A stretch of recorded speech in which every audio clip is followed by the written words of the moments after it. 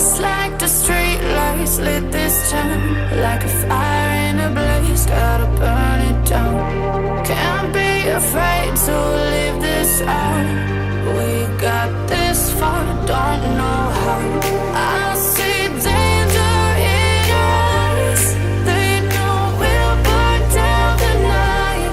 Coming just like the sunrise. You know that we gonna let it rain.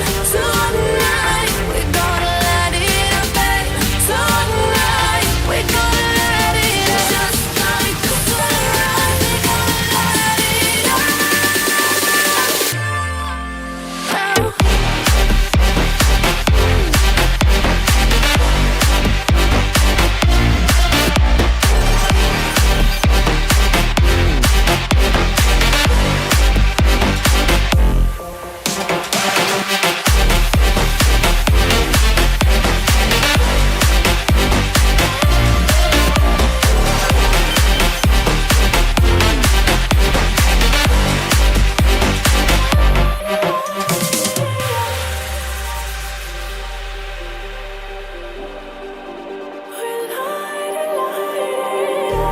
Just like a spark that's breaking out. Can't make a stop, can't turn back now. We know that there's no room for doubt. No, we can't turn back now. I see danger in your eyes. They know we'll burn down the night. Coming just like the sunrise. You know that we gonna let it rain. Tonight we gonna let it rain. Tonight we gonna let it rain. Just like the sunrise, we gonna let it rain.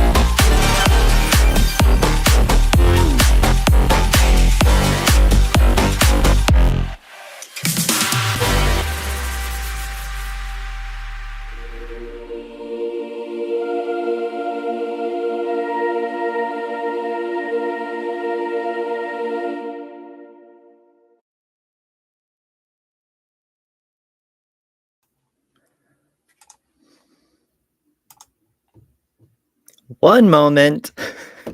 We're starting much earlier than I anticipated today. Hello, Lilith. Can you hear me? Yes, I can. Hello. Okay, at least that part's working. Holy crap. Yeah, I know Chris warned us he was going to wrap early, but like, I didn't expect it to be that early. Me neither. Oh, Ugh. goodness. Oh, and my camera isn't playing nice today. What an adventure. Oh, goodness.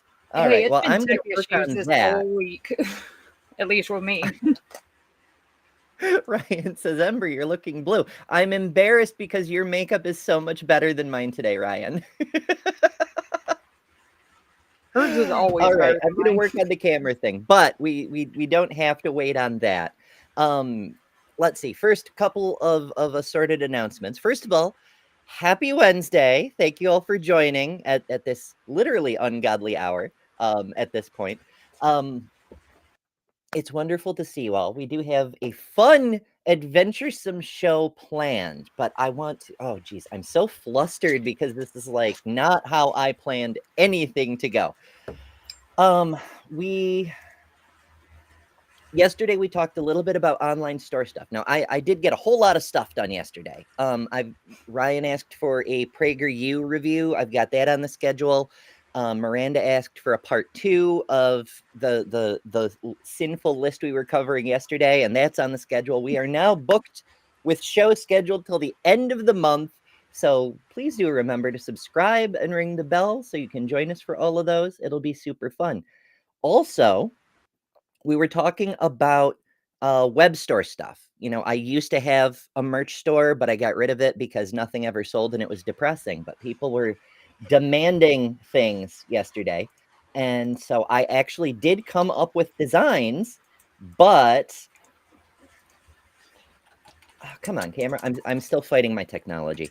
I did come up with designs, but the old online store that I had, it's a mess. It's connected to a PayPal account I no longer have access to, and it's got the wrong name on it, and I can't change it. And I'm like, screw it. They overcharged on stuff anyway. So I need your suggestions for merch stores so I can put the things that you all have requested up. So let me know in the chat, in the comments. I'll try to pay attention, but I am very distracted as I'm trying to get this all worked out and whatnot. How are you today, Lil? I have had a crazy morning. So I suffer from chronic migraines. I've had a migraine for about the past 4 days. Oof. And I had done some filming and stuff during that time. And then I go back and realize half of it doesn't have audio. So I'm just like, ugh. So now I'm having to re-record all the audio, but I was re-recording a couple of the craft things and ended up spilling an entire bottle of glitter right in my lap. I'm still covered in glitter and I will never get this glitter off of me. It could be worse. So one of my favorite eyeshadows is this very light purple, but it's also got glitter built in. It probably will not show on my camera. It's just one of these little stick things that you just rub and then you rub to blend it. Oh yeah. And it's a very faint purple, but the glitter, even after the purple's gone, even after I use my makeup remover to get it all, it's glitter for days. It's there for days, but I can't say I hate it.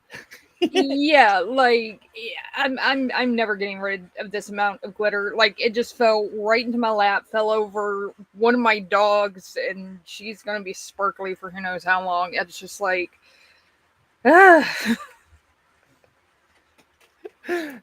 Make some TikToks, everything you can think of for like prismatic dog or whatever. Yeah, that's a good point. If I can get her to come over here, she's hiding under the table right now. So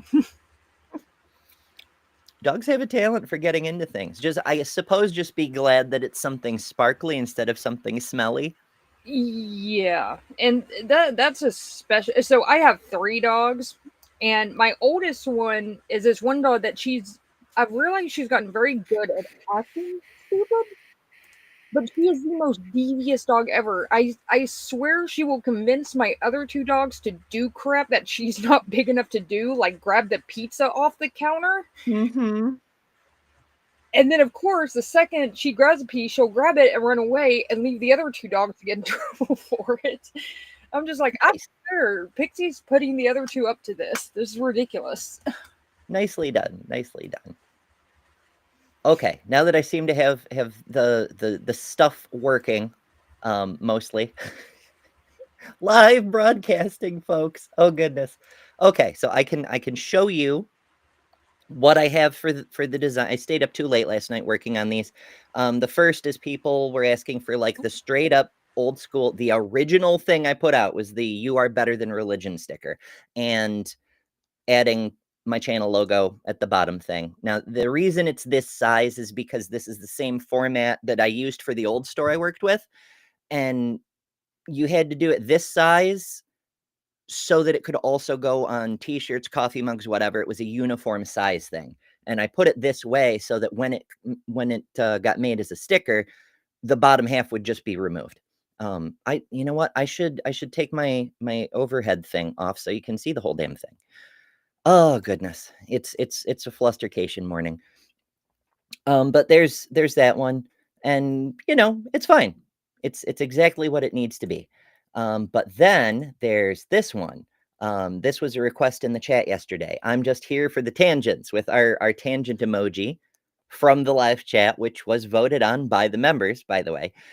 This one I have a few quibbles design-wise. It exists, but first of all, it's the same font as the other one, which is a handwriting font. But apparently the U's are weird, so the U doesn't look right. I'm not sure about the color. I mean, it's eye-catching, but I'm not sure I like it. So, everything's up for debate. The emoji's there because it has to be, but also I'm not sure about putting the channel logo on this one. Like, there doesn't seem to be a good place for it, and it kind of sticks out. So I'm thinking maybe not have the channel logo on that one, because you don't have to have the logo on everything. So let me know your thoughts, folks. Yeah. Oh shit. Now what have I done? I'm making everything odd. I'm just breaking all the things today. Oh goodness. Trust me, Okay. I know the feeling. It's too early for this. My goodness. I not only am I in envy of Ryan's makeup, I don't even have any makeup. I was just like, the same thing as when Ryan did the random live when Chris took the day off and was like, "Hey Amber, come hop on the show." And I'm like, "Okay." And I took 2 minutes to get ready. I think it's the same outfit, if I remember correctly, because I could just like pull this shirt on, put this hat on, and ta-da! It's an adventure. Okay. Oh, Well. no kidding. All right. So also one other thing. I know I'm tangenting already, but in fairness, I like to try to get as many tangents as possible out of the way in the first 15 minutes so that we can mostly do the show during the show. Mostly. What's the percentage Also, of the time that works? It never works. But if we don't do it, we get way more tangents during yeah. But also it's like a little special extra it's like bonus scenes, but it's on the front end of the show to reward the people who get here when we start. Oh, nice. Yeah, something like I can justify I almost love that. anything. I was almost a lawyer. My mom always said I should have gone to law school, and I probably should have, but ended up having other interests. I tried to go to law school. I finished a pre-law program, got accepted to law school, and then found out student loans have a cap. So the only reason I'm not a lawyer is capitalism. Yay. Yeah, and student loans suck. So. Well, yes, that too. I mean, the fact you need that's a whole other topic. The point is, there's a cap on student loans specifically to keep the poors from going to the expensive colleges. Mm-hmm. Yeah, awesome. Love it. But that's not the topic of today's show, because today we're back on that superstitious Bronze Age mythology horse. That's going to be coming up fairly often, because while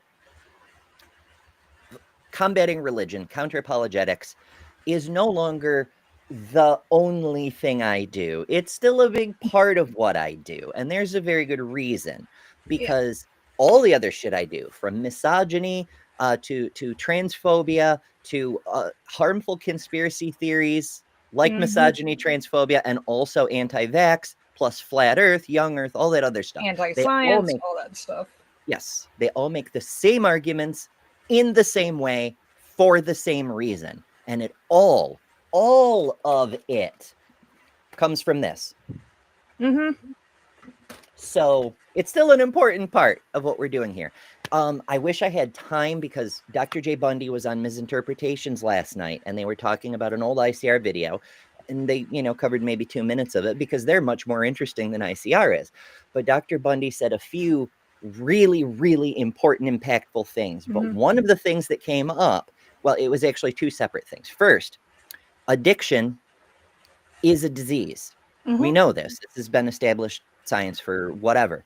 And the two of them together were pointing out that religion functions like an addiction in the way it releases neurotransmitters and whatnot. You get hits of God or whatever. People become addicted to it. So if addiction is a disease and religion is an addiction, then it follows that religion is a disease. Yeah. So I I guess think of me as like your addiction counselor for religion, even though I'm a minister. Hey, there's nothing wrong with being a secular minister. Unless you're in Texas, of course. You can't do that here. Mm-hmm. Ugh. Oh yeah, and my whole life is just a combination of contradictions. It's fun that way. I use fun Yeah. ironically, of course, because it's very hard and often unpleasant. Yeah. Oh, well. So today we've got a cartoon conspiracy channel who's going to tell us if the Bible is trustworthy. What could possibly go wrong? Nothing. Nothing at all. No, never. So I will make us small, so we can see the cartoons. We're gonna watch cartoons together, folks. It'll be like a Saturday morning, except it's not a Saturday, but details. When it comes to the Bible, many Christians have been told to just believe. Okay, I'm gonna slow him down. Normally, I run videos at 1.25, partly to cover time faster, partly for copyright reasons, although I interrupt plenty for copyright reasons. But this fella's going a little fast. He's got a little Ben Shapiro going on. Believe and have faith. But when asked the question, well, why should you trust the Bible? Many of their answers can have circular reasoning and will sound like, well, you should trust the Bible because it says it's true. So Uh-huh. Yeah. That's like, that is the stupidest reason ever to believe anything. Like, you just believe something because it says it's true. Like, it's, even though, like, I was obviously Christian growing up, like, it's hard for me to wrap my mind around that kind of stuff now. I'm like, how can you believe that with no evidence whatsoever? Well, that's the thing. It's its own testimonial. And the whole scripture system is set up around the idea of here's these testimonials and you should believe them because people wouldn't lie. But believing the Bible because the Bible says the Bible is true is like putting a suspected murderer on the witness stand, having him place his hand on the Bible and swear to tell the truth, the whole truth, and nothing but the truth. So help him, imaginary friend in the sky. And then ask him, did you kill the victim? And the suspect says, why, no, of course I didn't kill the victim. And then the prosecutor says, why should we believe you? You have every motive to lie about this. And then he says, well, what I said was true because I'm saying what I said was true. I made a promise. I made a wish on a book. How dare you impugn my character? Like, we're believing the thing making the claim. I mean, even then,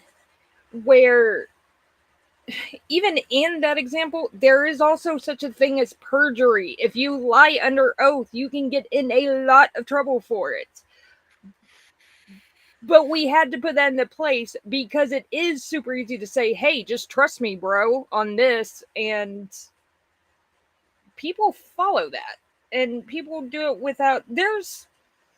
I can think of maybe 3 people in my life that on certain things, when they tell me something, I wouldn't necessarily question it because of their track record, and I know who they are, and their track record of telling me true things about this particular topic that they usually happen to be experts in.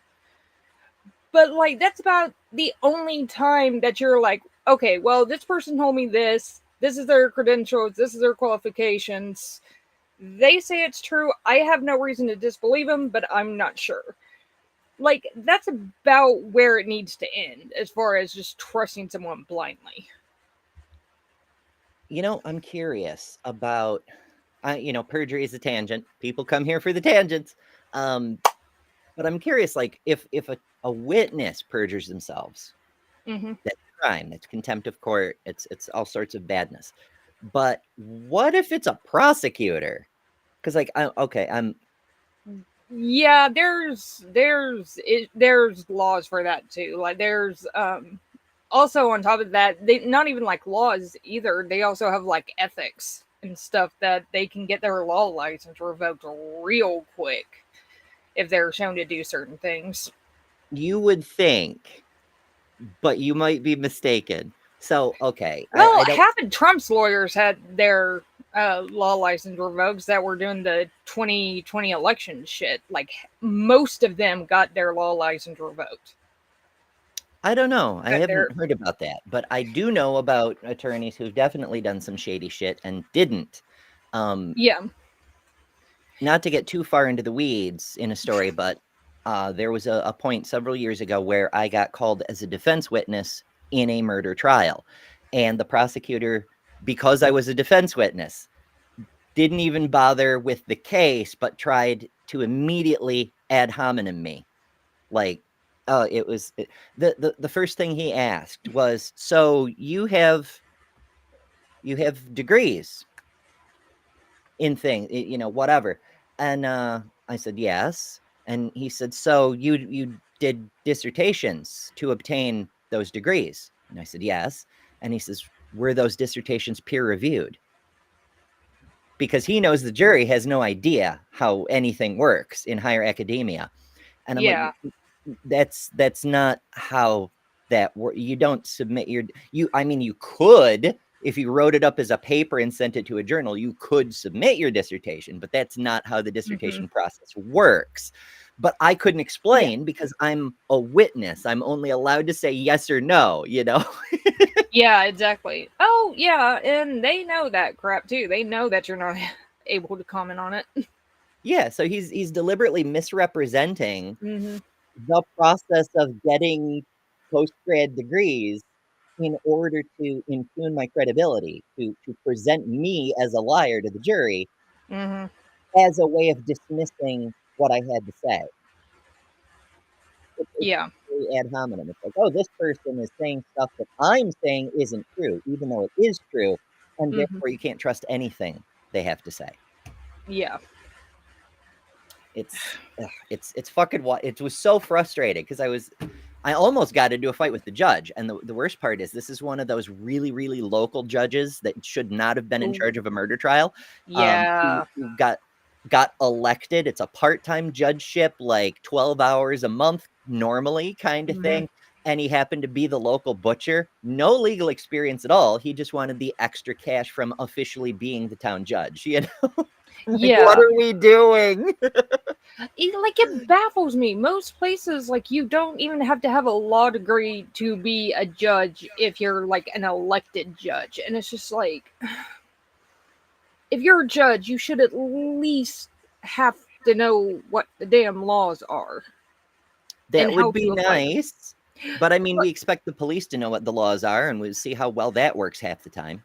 Like, one thing that I actually like about Texas, and this is a bit of a tangent as far as knowing the laws, but at the University of Texas, if you are a Texas state legislature, you can go to UT Law School for free because they pretty much figured out if you're helping who make the laws, you should probably know what the law is before you start just randomly making laws. And Chesterton's it's like, fence. yeah. It's an idea anyway. But you know what Yeah. else is an idea? Left-Handed Jedi sends a super chat for $2 and asks, "Do purgers go to hell?" I'm gonna say no because hell doesn't exist. Yeah. But if we were to presuppose that hell did exist, then it would be a depends. Because like it's the same as the lying thing, right? Like Yeah. it's a moral good to lie to the Nazis about where Anne Frank is hiding, Yeah. So why are you lying? Yeah. What's the motive behind it? But I agree with that. Yeah, that's layers of what ifs. Yeah.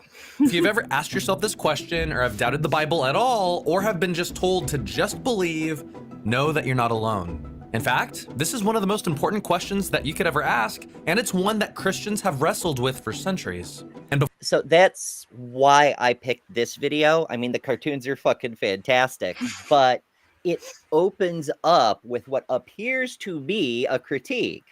Like, Yeah. this is a bad argument, saying believe the Bible because the Bible says, Let's see how well he sticks to it, though. Before diving into the evidence for why the Bible can be trusted, let's take a step back and recognize something important. And it's that God reveals himself in two ways.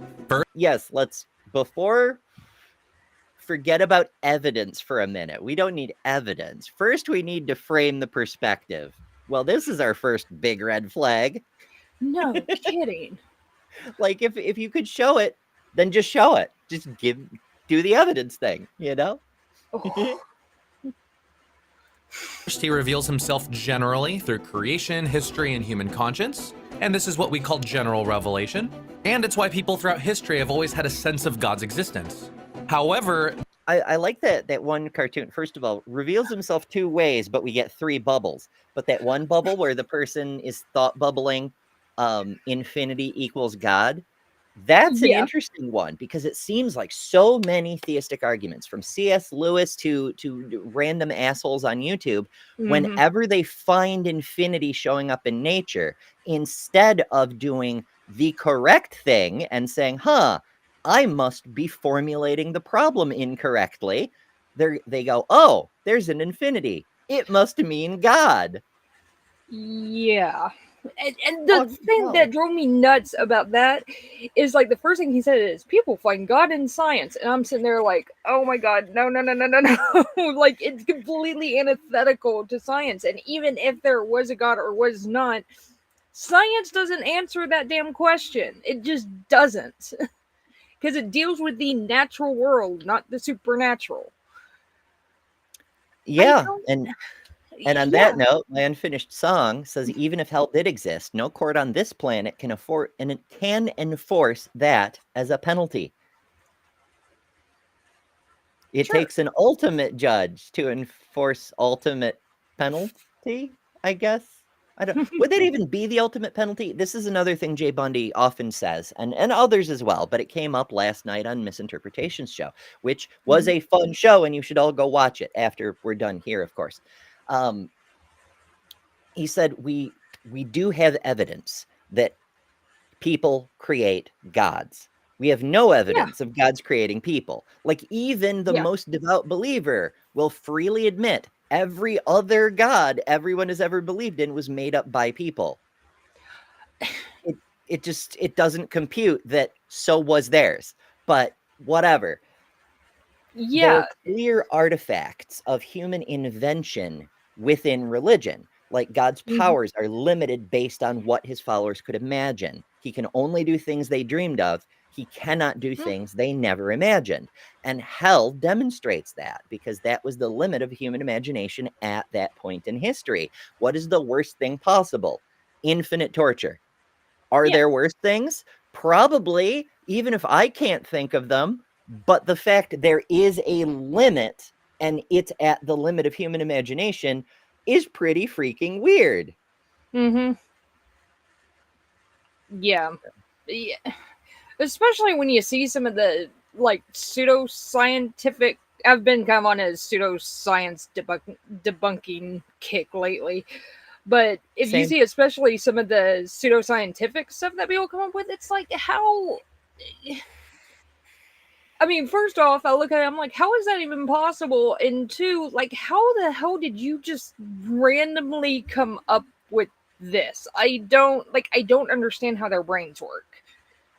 And bold of you to assume that their brains work. Yeah, but then you look at, like, art and literature and movies, and you see, like, the good things people can do with, like, a ridiculous amount of imagination. You're like, okay, so imagination's not, it's obviously not all bad, but it's just like, the pseudoscientific stuff makes me want to scream sometimes, because I'm just like, come on, people. Especially, like, the pseudo-archaeology and, like, revisionist history. Don't even get me started there, because that's just, that's tangent waiting to happen. Well, archaeology confirms the Bible. That's another upcoming show. Honestly, I have to admit, I forget which one of our friends is covering that soon. It may be Kip Davis. I there's so many friends doing so many fun things. I honestly cannot remember who's covering it, but someone is exploring archaeology confirms the Bible soon. Mhm. Like, I think Thursday. My poor meat brain is overwhelmed, but yeah, that's why I mentioned that. I'm trying to do random promotions. I'm just failing at it because there's so many people doing so many things. Left-handed Jedi clarifies, my thought was by swearing on the Bible, you are bound by divine law, not mortal law, and by lying, you offend the Christian God. I don't know if that's true because remember, the Bible says that Yahweh sends lying spirits to put Yeah, in the but mouths of that's what prophets I to was deceive. told growing up. Yeah. So it just, I mean, like, say you're defending a murderer, right? Like Mhm. you're a defense witness, but you know the person is guilty, but they killed an infidel, which is commanded in scripture in several places. And so Mhm. under divine law, they did not commit a murder. And so you can Mhm. rightly say they're not guilty of murder according to magic book. Mhm. So, Exactly. ay, ay, ay. Yeah. Jester says so many tangents. I was thinking about that for an image too. This tangents thing. I was thinking of putting like Obama in the tan suit on there or something like that. And I Oh my god! I I was just did talking about that the not other day. do, partly because people requested the emoji from the chat, um, Mhm. which is a neat way to like put things together with the community, but also because as a trans person, people thinking there's any association between me and trans gents is unpleasant. Yeah. Yeah. Yeah. I'm like, oh my. Speaking of which, tomorrow's show, intersex stuff. We have a lot to talk about, so I hope you join me. It's going to be less counter apologetics and more educational content. I do have a brief video to open the show with that I recorded last night because there's some things that I want to make clear and do it all in one piece concisely with no deviation. So we're going to open with a brief video. So I hope you join us right at the start, or when you do join us, go back and watch it. It's less than 5 minutes and it'll make a lot of things clear. But then the rest of the show, instead of like dunking on bullshit, we're going to be looking into people's stories because the way my brain processes is very stimulus based. There's so Mhm. much rattling around in here that it's a lot easier for me to lay hands on a specific piece of information when I'm stimulated to access that specific area. So we're going to be looking at stories of intersex people, their experiences, and so forth, so that we can delve further into the topic. So it'll be a little different, but it should be quite enlightening. So I do hope you join for that. Sounds fun. Yee. All right, back to the thing. We're doing a thing, folks. Behold, my thing. Giggity, giggity. General revelation alone is not enough to know who God is, what he desires, or how we can be saved. That's true. Remember, he just defined general revelation as look at the trees. Like, there is a reality, therefore there is a realtor, I guess. Yeah. It doesn't tell you anything about what this supposed maker of all things wants or what they stand for or what rules they might have for you specifically on your tiny little dust mote of a planet orbiting an average star in a galaxy of 100 trillion stars. We're very important. What we do, whether we eat shellfish or pork or what kind of clothes we wear, very important in the mind of this all-powerful being. Yeah. And I mean, even the interesting thing about apologetics like this too, where it's like you need to look at the Bible. How many different interpretations of the Bible have you heard? There's as many people as there are Christians on different interpretations of the Bible or interpretations of what this means or is this okay? I grew up in a church that would not let women teach any classes over, I think it was 4th grade. Oh Wouldn't let them my. do it because women are supposed to be silent. And so they don't want women teaching any boy who happened to be baptized. None. I grew up with cousins that would not swim with other cousins unless they were all in like full t-shirt and full shorts, because it was tempting. And I'm like, if you're sitting there swimming and thinking about getting it on with your cousin, what they're wearing is the least of your problems. And they took that as like, oh, it says here to be modest. And so, yeah, there's 1,000 different interpretations. Like, you can't ask who God is or what he desires without getting 6 billion different answers. It's just not going to happen. It's weird to me that these people who claim the moral high ground are constantly thinking about other people's genitals. Yeah. All the time. In every part of life. Like it's any of their business to begin with. It's not.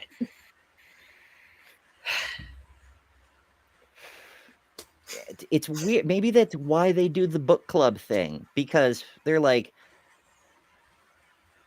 they're aware how fucking weird that is, and they want to have like companionship with other people who are fucking weird and as a person who is weird, yeah, that's saying something, you know? I mean, holy shit. Yeah, because even like even when me growing up, it was weird if I was hanging out with people who weren't not only not Christian, but not my specific denomination, because we went to a specific church and I went to a school that was run by that denomination. So, like, I grew up thinking that this really strict brand was essentially, and I actually have a cousin that believes if you are not this specific denomination, you're going to hell. It does not matter if you call yourself a Christian or not, if you are not this specific denomination. And it's like, you realize how many denominations there are, right? Mm-hmm. And that's the whole thing. I mean, lately they've been trying to form alliances. Like there's even Ken Ham was saying on I think it may have been Brentley was reviewing him yesterday. Again, so many streamers covering so much stuff. But even he was saying, like, do you have to believe that the world is only 6,000 years old in order to get into heaven? No, you only have to believe in Jesus. But if you don't believe the world is only 6,000 years old, then what the fuck was Jesus doing? Yeah, I've never gotten. I'm really good at being able to see. I don't necessarily want to say logic, but being able to understand where other people, especially people that I highly disagree, like I can at least see their thought process, how they got from point A to point B. I don't understand how someone can look at the beginning of Genesis and still think that everything in there is literally true. Like, well, what problem do you have? What's your specific issue with Genesis? I'll put on my apologist hat, which incidentally is covered with pride pins because it's the first hat handy over here. What part is it with Genesis that's a problem? Is it where there's light and day before suns, or planets before the sun? Is it? Yeah, the earth it's pretty much the entire flat. story, considering the Is fact it how that we there's know a how solid creation dome happens over the flat Earth with stars set into its surface? Or maybe it's the talking snakes. Was it the talking snakes? You just gotta believe harder. The talking snake. Yeah, it's just like, and especially because like I've got some background in physics, and so like I had someone come to me and they're like, "Well, explain the Big Bang to me." And I'm like, okay. And I tried to explain to them what it was. They're like, "Well, that doesn't." So they're like, "So you're saying we came from nothing?" No, I didn't say that. But the thing is, it's like, we'll educate ourselves on their on the way that they'll talk to us and like their reasoning and why they think what they're thinking with that. but they make not even the slightest amount to Google what we actually think for 10 seconds. It's Well, just yeah, because above they their don't heads. care. They don't care about honesty, intellectual integrity. They don't care about the truth. They just want to thump their Bible. Yeah. Which is just, We yeah. we I grew up with, handicap ourselves by holding yeah. ourselves to such a ridiculously high standard compared to Mhm. they will never even try for a higher standard. Exactly. Never. Because they're using motivated reasoning. They'll only reason as far as they need to verify what they already believe. Mm-hmm. And then everything else beyond that is it's just woke nonsense or whatever. It's wild. And I mean, I don't see a way around it, because if we lower our epistemic standards, then we're going to start coming up with bullshit conclusions based on nothing too. Mm-hmm. And our entire problem with their system is that's what you get, is bullshit. But at the same time, it's Brandolini's law in epistemic form. Mm-hmm. It takes a second to utter bullshit, and then it takes 10 times as long to correct it. Yeah. Which, I mean, personally, if I get into an argument or into a even chat with somebody about that in my personal life, I will usually just walk, because I do not want to deal with that. I do not want to waste 30 minutes trying to explain to them that no, we don't think everything came from nothing. And Well, I do have a fix for that. If you Mm. open the discussion by saying, do you care what's true? Because if you don't care Yeah. what's true, there's no point in having a conversation. And of course, they'll say, oh, yes, of course I care what's true. And then whenever they start to tangent off into bullshit, when they go off into the weeds or start, oh, well, because Bible or whatever, you can pull them up short and say, I thought you said you care about what's true. And then Force there was, them to participate in good faith, even if they're not good faith.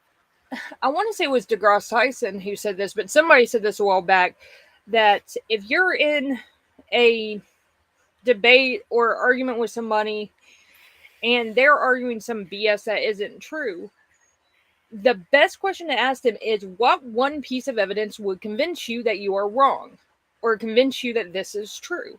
They tell you that one piece of evidence, you go find it and show it to them. If they won't listen to you after that, then it's not worth your time. I mean, that's a fine trick rhetorically speaking, but as a practical matter, you're doing a whole lot of work just to prove they don't actually care. Everyone already knows they don't actually care. Yeah.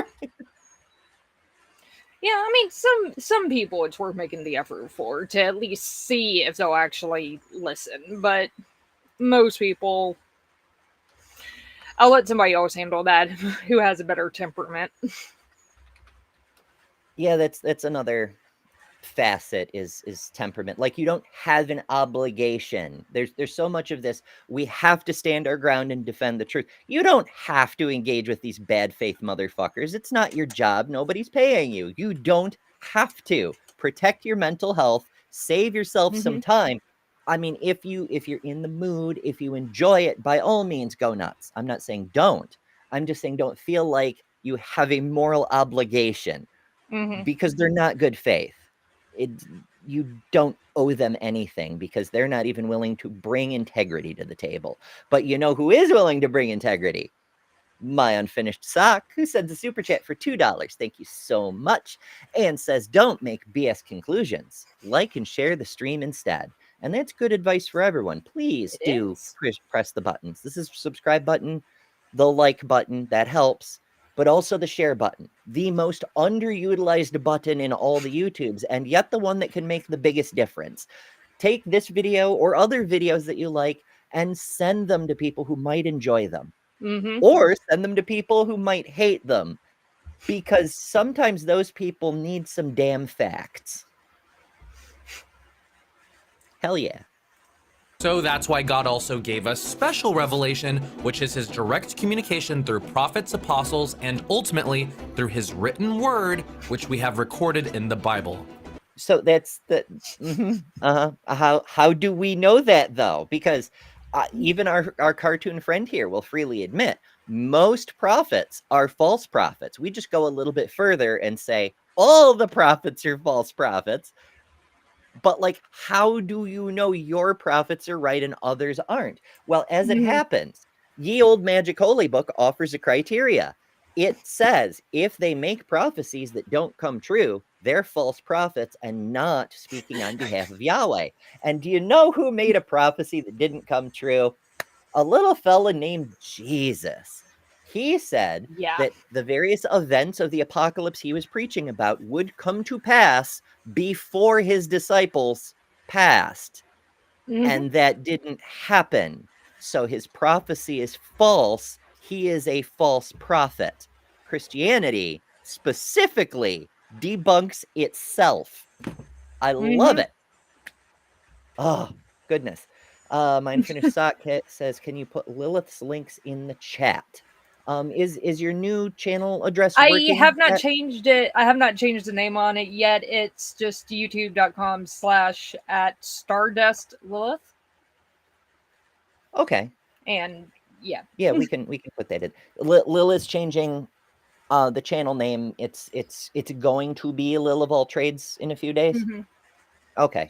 And if you ever need to find anybody on this show or otherwise, every creator I know of, secular, atheist, humanist, all these people, my website, betterthanember.com, right up here in the corner, creators. And there's a list of every single fucking channel. So if you need to find someone, they're probably there. And if they're not there, let me know. If they're not evil, I will be happy to add them, because the whole point of this is there's so many channels I didn't know about that people never told me about. So they're Not there. A good qualification. Yeah, but there's a Little of All Trades right there. That's what it will be in a few days. I'm preemptively updating it, but it's up there, and so is everybody else who appears on this channel. Except Kelly, who her thing is a link tree, but we'll do that another time. that's a whole other thing. I mean, my homepage is also a link tree. That's why that's there. It's my link tree, including ways to support Ember, like helping me not die, for instance. And also Patreon, Cash App, Venmo, Ko-Fi, and the Amazon wish list, which I did update. I removed some old shit that was on there for a while that I no longer need, and added a monitor, thanks to peer pressure. It's a bigger monitor than I strictly need, but it's actually cheaper than smaller monitors. So whatever. Oh, I know. I need to get a second one. Right now I'm having to make do with one because my other one, I had literally gotten another monitor so I could have two, and the next day my main one just crapped out. And I'm just like, yeah, I can't keep up with all the tech anymore. It's kind of, I mean, in fairness, my old monitor, it served me well for 3 years of heavy use. Probably more than 3, in fact, because before I was even on YouTube, I was working as a professional photographer, and that means I need every fucking pixel I can get to make sure the photos are perfect for the client.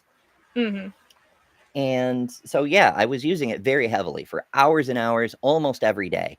And then when I got on YouTube, oh boy, it went into overtime. So it put in a lot of hours, but it did die. It reached a point where it's one of those panel TVs, because I have very limited space, and also it was the cheapest available at the time. And so like the bottom was like all lines, like an old CRT TV that had an alignment issue. And then there was a section right in the middle that was like all green and weird VGA colors and shit. So I could really only see out of the upper right corner and a segment on the left upper area. And it wasn't usable. So I ended up replacing it with one of my old displays, which luckily I happen to have for photography reasons. I used to go to like wedding shows and whatnot, and I would play videos of past weddings I'd done and whatnot on these TVs. So I had this one, and I swapped it out. So I do have a working monitor, but it's so tiny and so bad. Like I have a hard time reading what you guys type, because like I's and T's and J's all look like vertical lines. It's so, it's infuriating. Oh, I hear you. By the way, I think she saw your hat. This is Daisy. Daisy. Oh, a puppy. We have to bigify. This is my baby. She's about 3 years old, I think. But yeah, this Yay. is Daisy. Is she the glittery one? No, she's not. My little one, Pixie, is a glittery one. And she's Of hiding course. somewhere. And then Kip's around here somewhere. I don't know where she's at. She's around here somewhere, though. Hell Yes, yeah. I have a dog named Dr. Kip. Of course. I mean, who doesn't, right? In fact, I'm more than half convinced that Dr. Kip himself is, in fact, Dr. Josh's dog wearing a human suit. In much the same way Dr. Tapioca Weasel is several weasels in a human suit. Yeah. That's definitely a possibility. I mean, nobody's ever seen Dr. Kip's insides. That went dark places. I was about to than I say, intended. where is this tangent going? I'm like, damn it, Ember, you started the joke. Now you need to figure out how to finish it. Think your jokes through before you start them, folks. Tip of the day. Oh, shit. Oh my god. Oh, Progress Only says, the video previewed in this, I was sent by a relative a couple of weeks ago. I audibly laughed at how bad it was. Have fun. Oh, we are having fun. Yeah. Always. We try. We try to keep this nonsense light. Sometimes the world gets heavy, sometimes, folks. And so sometimes it's unavoidable. Mm-hmm. We do our best, but we know it's really, really, really important to have a place where you can go, you can feel like you're not only allowed, but welcome, where you're wanted, where we can have fun together. And when things get heavy, we can try to shoulder the burden together. Yeah. So, yeah. The Bible claims to be God's revelation to humanity. We need to ask, can we trust that what we have today is truly what was written by God? I mean, first, we have to demonstrate that any of it was written by God, because, I mean, all of these... First, you have to demonstrate God even exists, to be honest. Yeah, because, I mean, according to this thing, God only wrote one time. It was with a giant intangible finger on the top of Mount Sinai when he carved the third set of 10 commandments into stones, which we no longer have. So, I mean, even if we had, I would question if they were written by God. How do you know? But we don't even have those. Yeah. So, and also, like, the whole thing with this is, like, it's the testimony of the witness identified as Mark. It's the testimony of the person who talked to real witnesses, trust me, guys, TM, named Matthew. So on like that. Like, exactly. And even then, we don't even know if it was... We pretty much know that it wasn't Matthew, Mark, Luke, and John who wrote them. It was somebody else. It's just layers and layers of nonsense. But this whole written by God thing, it's a conflation, and in a way, it's kind of a mutated counter apologetic, because for centuries, counter apologists have been saying, if God wanted his word known and Jesus is the Son of God, why the fuck didn't Jesus write a gospel?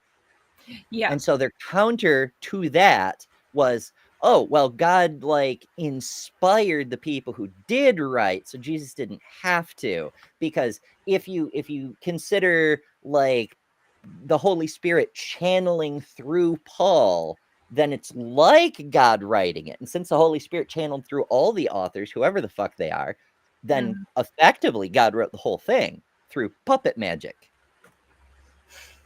Yeah. Yeah. It's never made sense.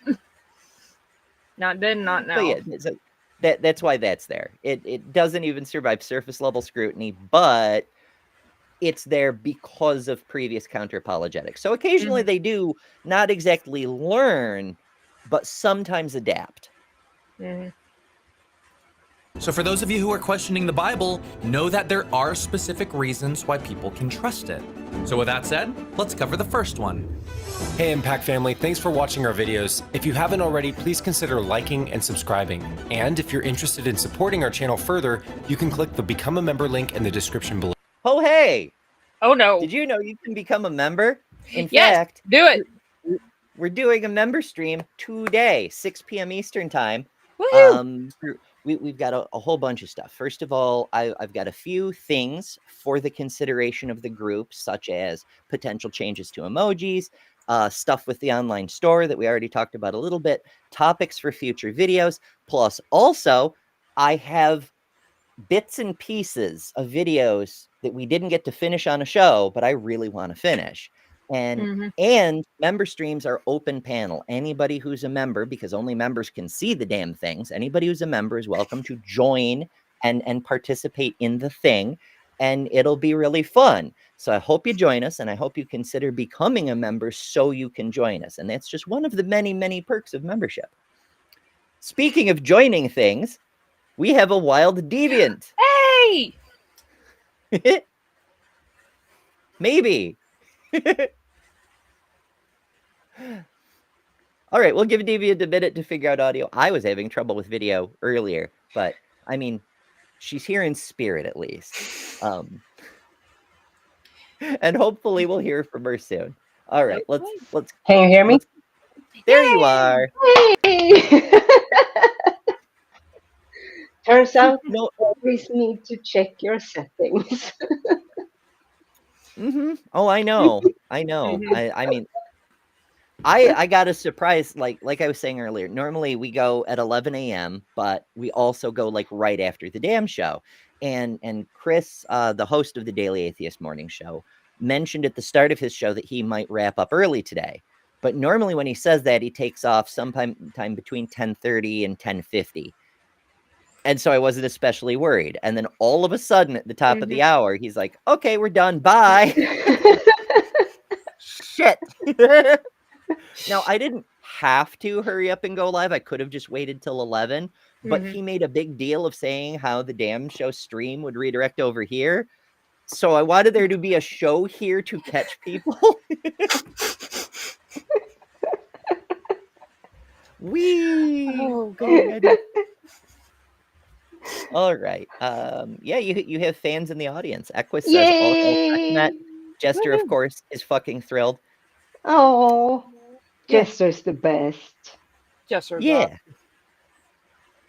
If there's mischief to manage, call a Jester.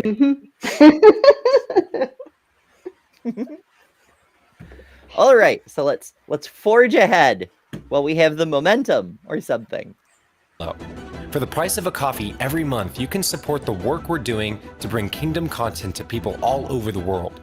Lastly, we're proud to announce that they need to focus on if clothing isn't your thing. Chapter 40, verse 8. Okay. The grass withers, the flower fades, but the word of our God will stand forever. That's an interesting phrase, considering that's in Isaiah, right? Old Testament. The whole point of the New Testament, as espoused by evangelists, is the Old Testament doesn't matter. So they're using Isaiah, God's word will stand forever, to back up a book that says all that shit those old guys said doesn't stand. I love it. But see, that's something that constantly hits me with US specific Christian content and Christians themselves in the US. This focus on the Old Testament. Like here in Sweden, I used to be part of the Church of Sweden. Well, technically I still am because I haven't left it like on paper. But that's just because I don't care. It doesn't matter to me.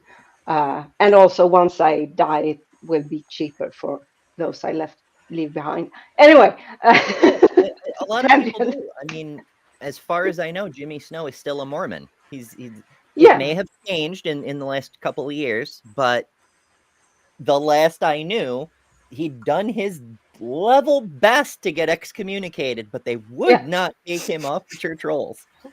So the thing is, we never had sermons based on the Old Testament. I can't remember a single one. So I used to be like not a youth minister, but a youth leader, and I was that for like 6 or 7 or 8 years. I don't remember.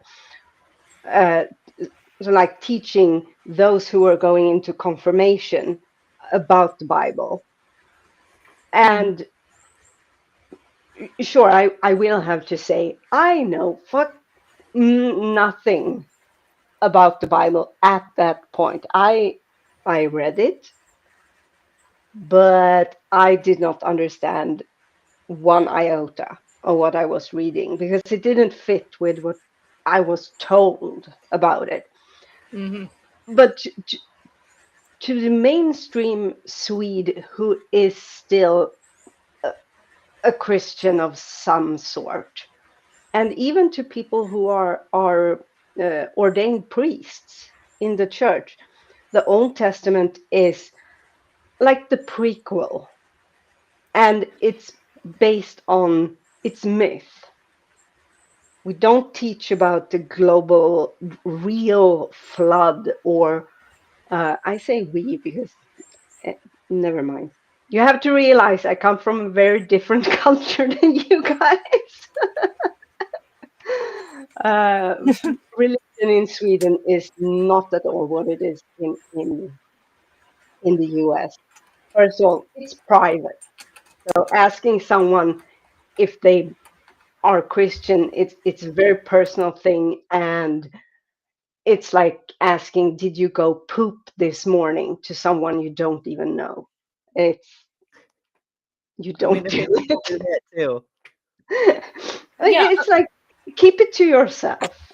I mean, with the way that you described with the Old Testament not being taught all that much, my experience was the exact opposite. Whereas, yeah, they obviously went, they obviously taught the Gospels and all that stuff, but man, they went so hard on the parts of the Old Testament that they wanted, that they basically use, that still get brought up and used today. Like they would still use the conquest of Canaan to basically justify anything Israel ever wants to do. They will they'll bring up all the like anti-LGBT stuff. They will bring up all the quotes that apparently say like don't do abortion, and they would hammer that stuff home. They would hammer home the social issues like that. They basically, and they would cherry pick the crap out of the Bible. Like growing up, Jezebel was like the most like heinous insult you could ever call a woman, and if you looked at somebody wrong, that would get slinged at you. And they Which church were you part of? Yeah, and they growing up? completely skip over most of the New Testament where it's like, hey, love your neighbor. And they'd skip over all that. It was a terrible church to grow up in. I mean, in fairness, most of them are. But if you want to love your neighbor, go to adamandeve.com and enter code word Brentley for 50% off almost any one item, 6 free movies, 3 free gifts, and free shipping on the whole order. Make sure you have your neighbor's consent, though. Yes. Please. Not sponsored. For anybody who's new, I stole that ad from Punk Apostate because I'm a pirate. I just helped myself to the ad, but I love it, and so I like to slip it in now and then. And if you want to slip it in now and then, I can't help myself. I'm terrible. I'm a horrible person. No, you're not. And if you want to be a horrible person,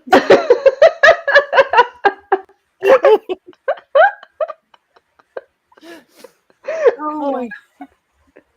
Okay. Now that I've derailed this several times over, let's do the thing.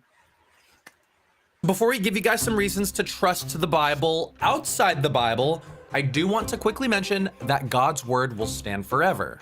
And one meaning of that is that scripture will be... This is like the opposite of poisoning the well, right? Like, before Yeah. I actually get to why you should care what I'm saying, I want to remind you that what I'm saying is absolutely true. Mm-hmm. And we Right. have to start with that as a presupposition. Like, well, if that were the case, we don't need the damn evidence, do we?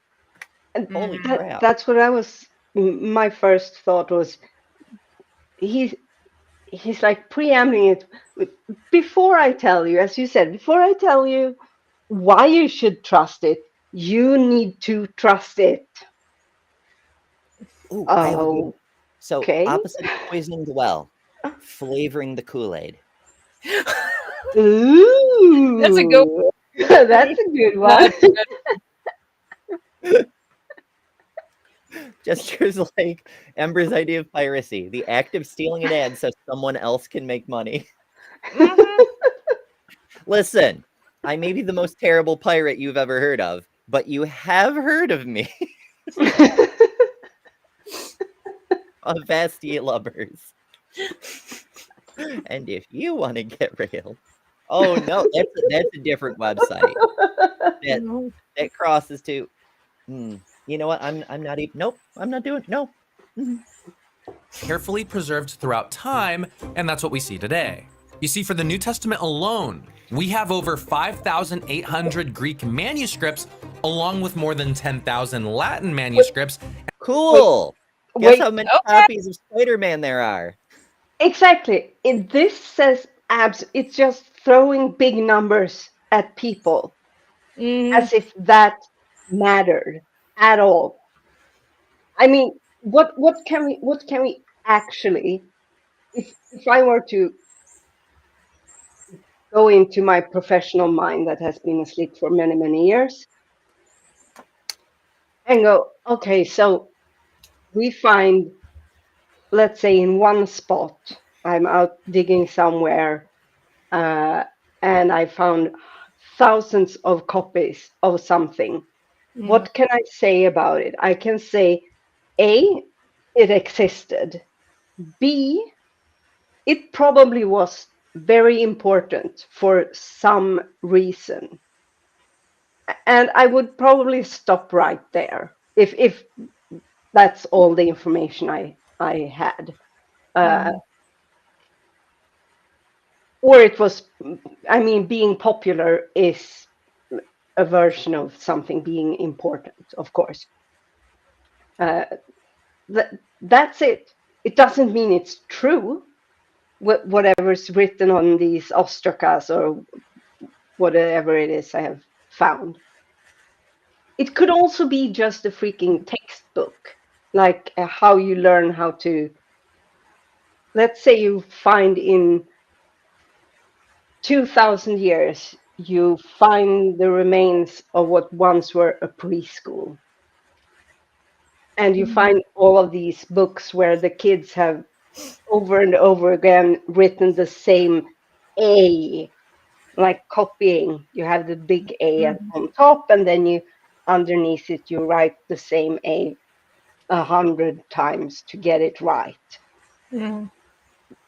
It doesn't mean that A is some sort of inherent truth about the universe. Well, And Evian, now you've got me wondering.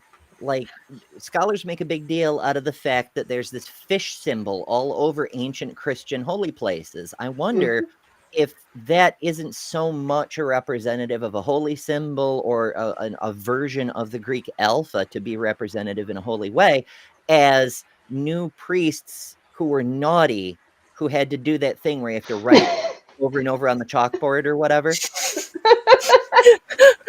I mean, it could be.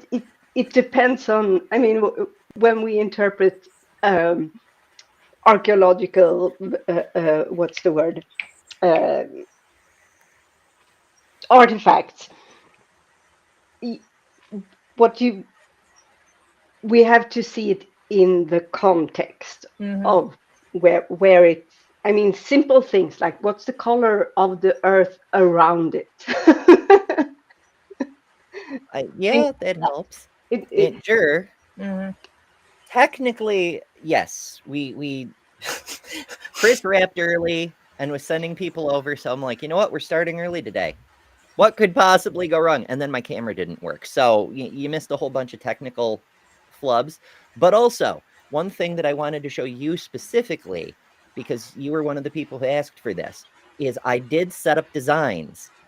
And you know, this is one of those, I'm just here for the tangents. I don't like this design. I'm not sure about the color. I want to change the font, etc. But I do have a design. I just don't have the store because the old merch store is messed up. It's linked to a PayPal I no longer have access to, and all sorts of crazy things. So I need to set up a new merch store. But I have been working on the thing that y'all requested. But the main thing I'm not sure about on this, I can find a font I like better. I can change the color, all that sort of stuff. But should there be the logo on there? Is my main quibble, because it feels like it's excessive. It doesn't sit right for me. So yeah. I have to address something because it made me laugh, and I'm kind of ashamed, but I'm also very, very thankful to Dr. Kip, who says in situ, and yes, that's the freaking word I was looking for. Hell yeah. Oh, my Dr. brain. Kip has much knowledge, especially about volcanoes. Yeah, as I knowledge that I should have. But he's a doctor, and I'm not.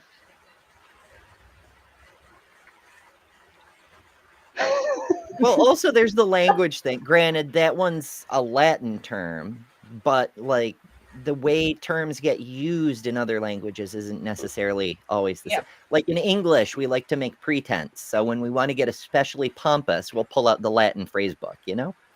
Oh, yeah, we don't do that as much. We're not much into the whole hierarchy and grading people. Like we don't use things like, we don't call people doctor this or that. And we haven't.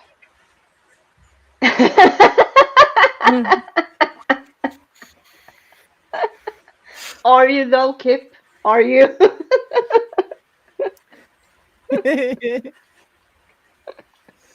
he might be for might certain be. values of awesome. He is awesome. He is awesome, just maybe not with math.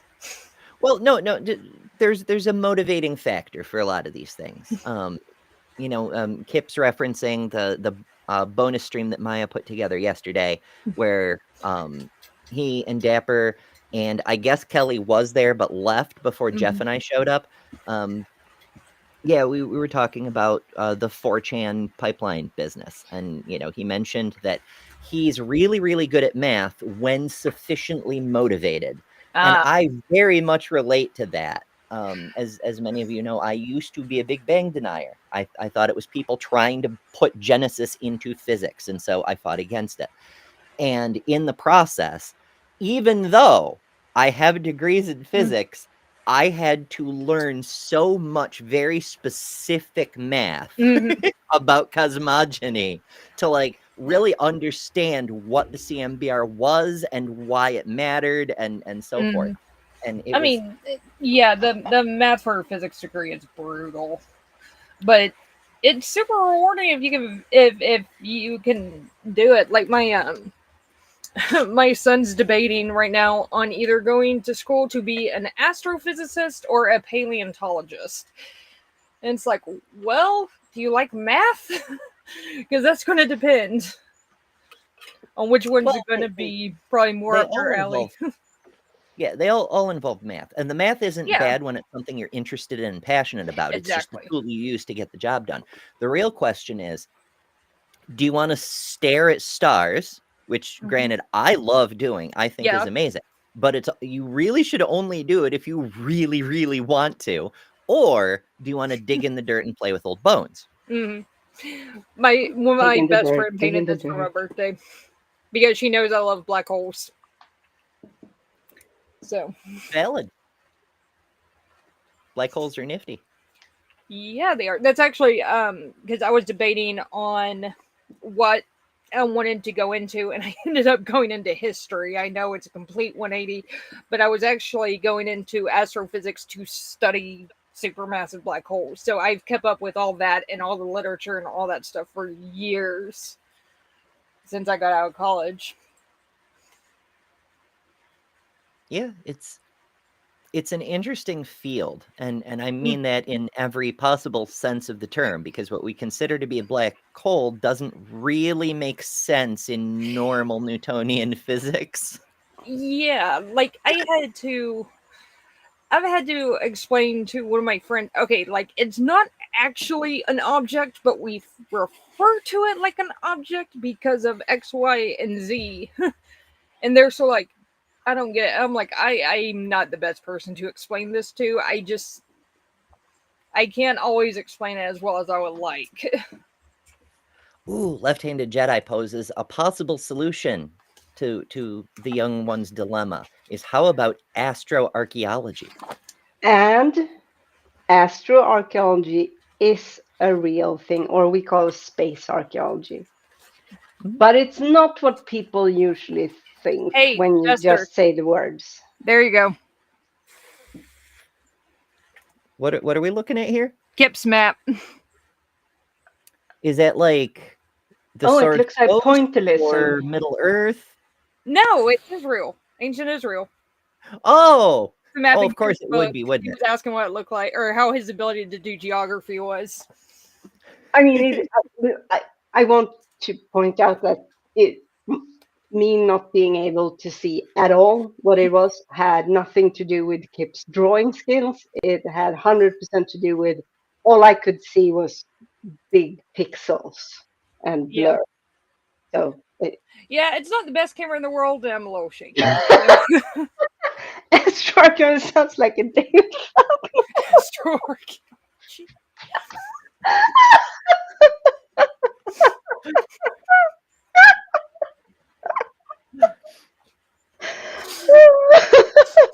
I was actually thinking of course I was thinking of a novel because I'm a book nerd and I'm always thinking of fucking novels that have to do with random stuff that comes up in conversation. But there's this one series that starts with a book called Warship. I think the author is Daniel Delzell. I'm probably getting it wrong, and my apologies to the author because the books are fun. But TLDR, humans encounter aliens. The aliens start kicking the shit out of the human interspace Starfleet thing because they have tremendously advanced technology. Of course they do. And over the course of the books, as we learn more about the aliens, eventually our hero, the main captain, the only guy who can beat the damn aliens with our puny ass technology, he discovers that the secret corporation who's been developing all the human technology for all these centuries has been keeping a deep, dark secret. And that deep, dark secret, which actually was public knowledge back in the day, but has since been forgotten thanks to corporate propaganda, was that humans never developed inner space technology.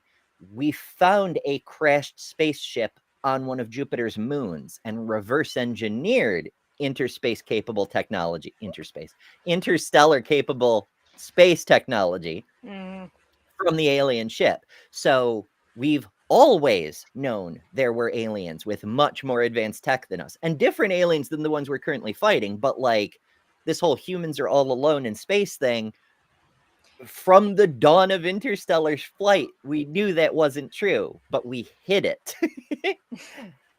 So yeah, you could do astroarchaeology. You find wrecked starships in space, and there you go. Like there's bones thousands of years old, but it's on a spaceship. 100 years ago, astrobiology wasn't a field. Now it's a bona fide standalone field. So yeah, there's a ton of fields like that pop up where we didn't have like genomics and like people looking at like genetics and stuff 100 years ago. We didn't even know DNA was a thing 100 years ago. And we have some, and they've made some amazing progress in those fields since then. We've learned a lot in the last century, despite the fact yeah. that it's still pretty much only rich people who are allowed to do the science. But that's a different topic for another time. One of my favorite things to point out is that we only realized the universe was bigger than just the Milky Way 100 years ago. That's still one of the things that blows my mind. It was 100 years ago. I think it was last year when Edwin Hubble published his study on Cepheid variables in the Andromeda Nebula that proved it's actually a galaxy and not a nebula within the Milky Way.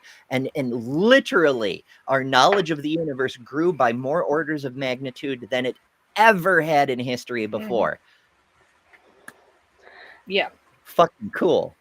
It's awesome. I mean, there's nothing to make you feel small than looking at stuff like cosmology. So. Oh, but the theists will still figure out a way. Oh, yes, they will. Telling me lately, the fact that we can see equal directions to the edge of the universe appears to be the same distance, no matter which way we look, proves that we are, in fact, at the center of the universe. Yeah. I've had to debate that one before. I just want to clarify that. Sorry. Technically, you are the center of your own universe because you are the center of everything around you. I mean, you're the center of everything you can observe. Yeah, you move 2 feet, your cosmic horizon moves 2 feet with you. So technically, you are the center of your universe.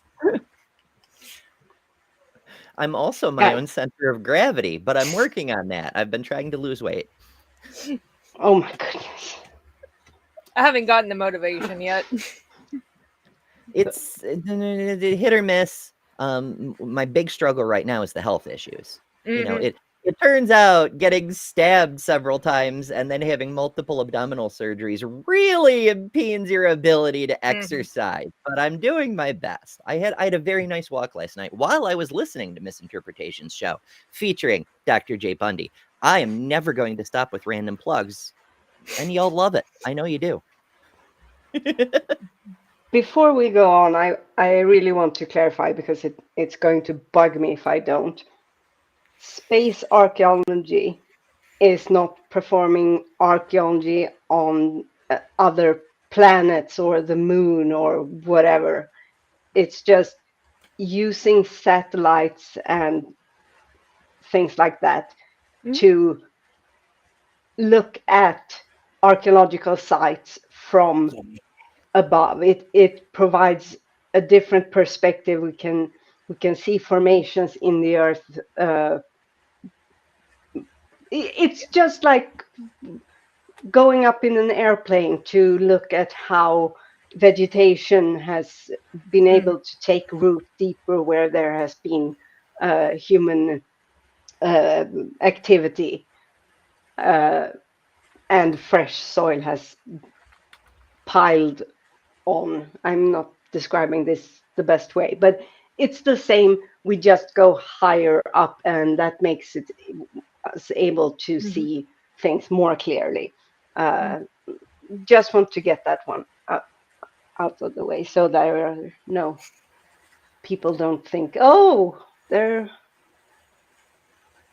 are life on nearby planets, because as far as we know,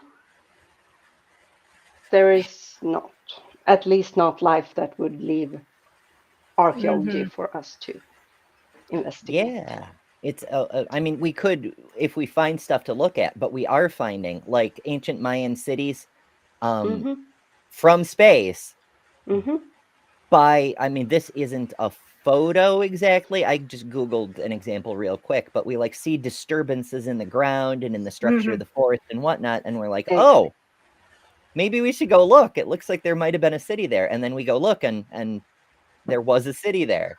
So yeah. Yeah. That's exactly the way, can't remember his name, but some, an archaeologist actually found a pyramid that was basically buried in the middle of the jungle. And I don't remember if it was Mexico or somewhere south of there, but it was basically in the jungle, completely buried, and he was just looking over like Google Earth and noticed the elevation go up just a little bit and then go right back down. Yeah. And he managed to get a grant to fund an expedition, went down there and found the pyramid he was looking for. It was really cool. I think it was in Brazil. I know what you're talking about. Yeah. I just... don't remember exactly where it was. Yeah. Might have been. Yeah, it was somewhere though. It was really cool. Mm-hmm. Have you all heard about the face on Mars though? I mean, clearly that level of design demands a designer, right? Oh yes, absolutely. I should know by now that you have an intelligent audience, and I don't. Yeah, you're in it. That's why. Oh. Oh. Well, I mean, now you're on stage, but often you're in audience mode. That's true. So that was a tangent. That was a long tangent. That never happened. I don't know what you're talking about. So we're doing a thing. We're hearing about how many copies of Spider-Man prove Spider-Man is real. Yes. Yes. And at least 9,300 copies in other ancient languages like Coptic, Syriac, and Armenian. And for those of you who don't know, a manuscript is an old written copy of a fragment of a particular passage. So for example, back then when a manuscript means written by hand, manuscript, handwriting. If you've ever written a note to pack with your kids' lunch, that is a manuscript. But it could also be an entire fucking book. It doesn't have to be just a scrap, right? Because like when you're an author and you want to submit your book for publication, you send them the manuscript, even though they're usually typed out these days. We don't handwrite them so much anymore. But details, they're still called a manuscript. And also, I believe he said it was a scrap from earlier writings. No, it can be the one and only handmade writing. A manuscript. I mean, it sounds like he's trying to flavor the Kool-Aid again. Yep. By saying, well, the fact we have this scrap from 6,000 years ago means that the whole document that disintegrated and left the scrap is from like 10,000 years ago, and that makes it even more reliable. There weren't writings 6,000 years ago. I'm just Detail.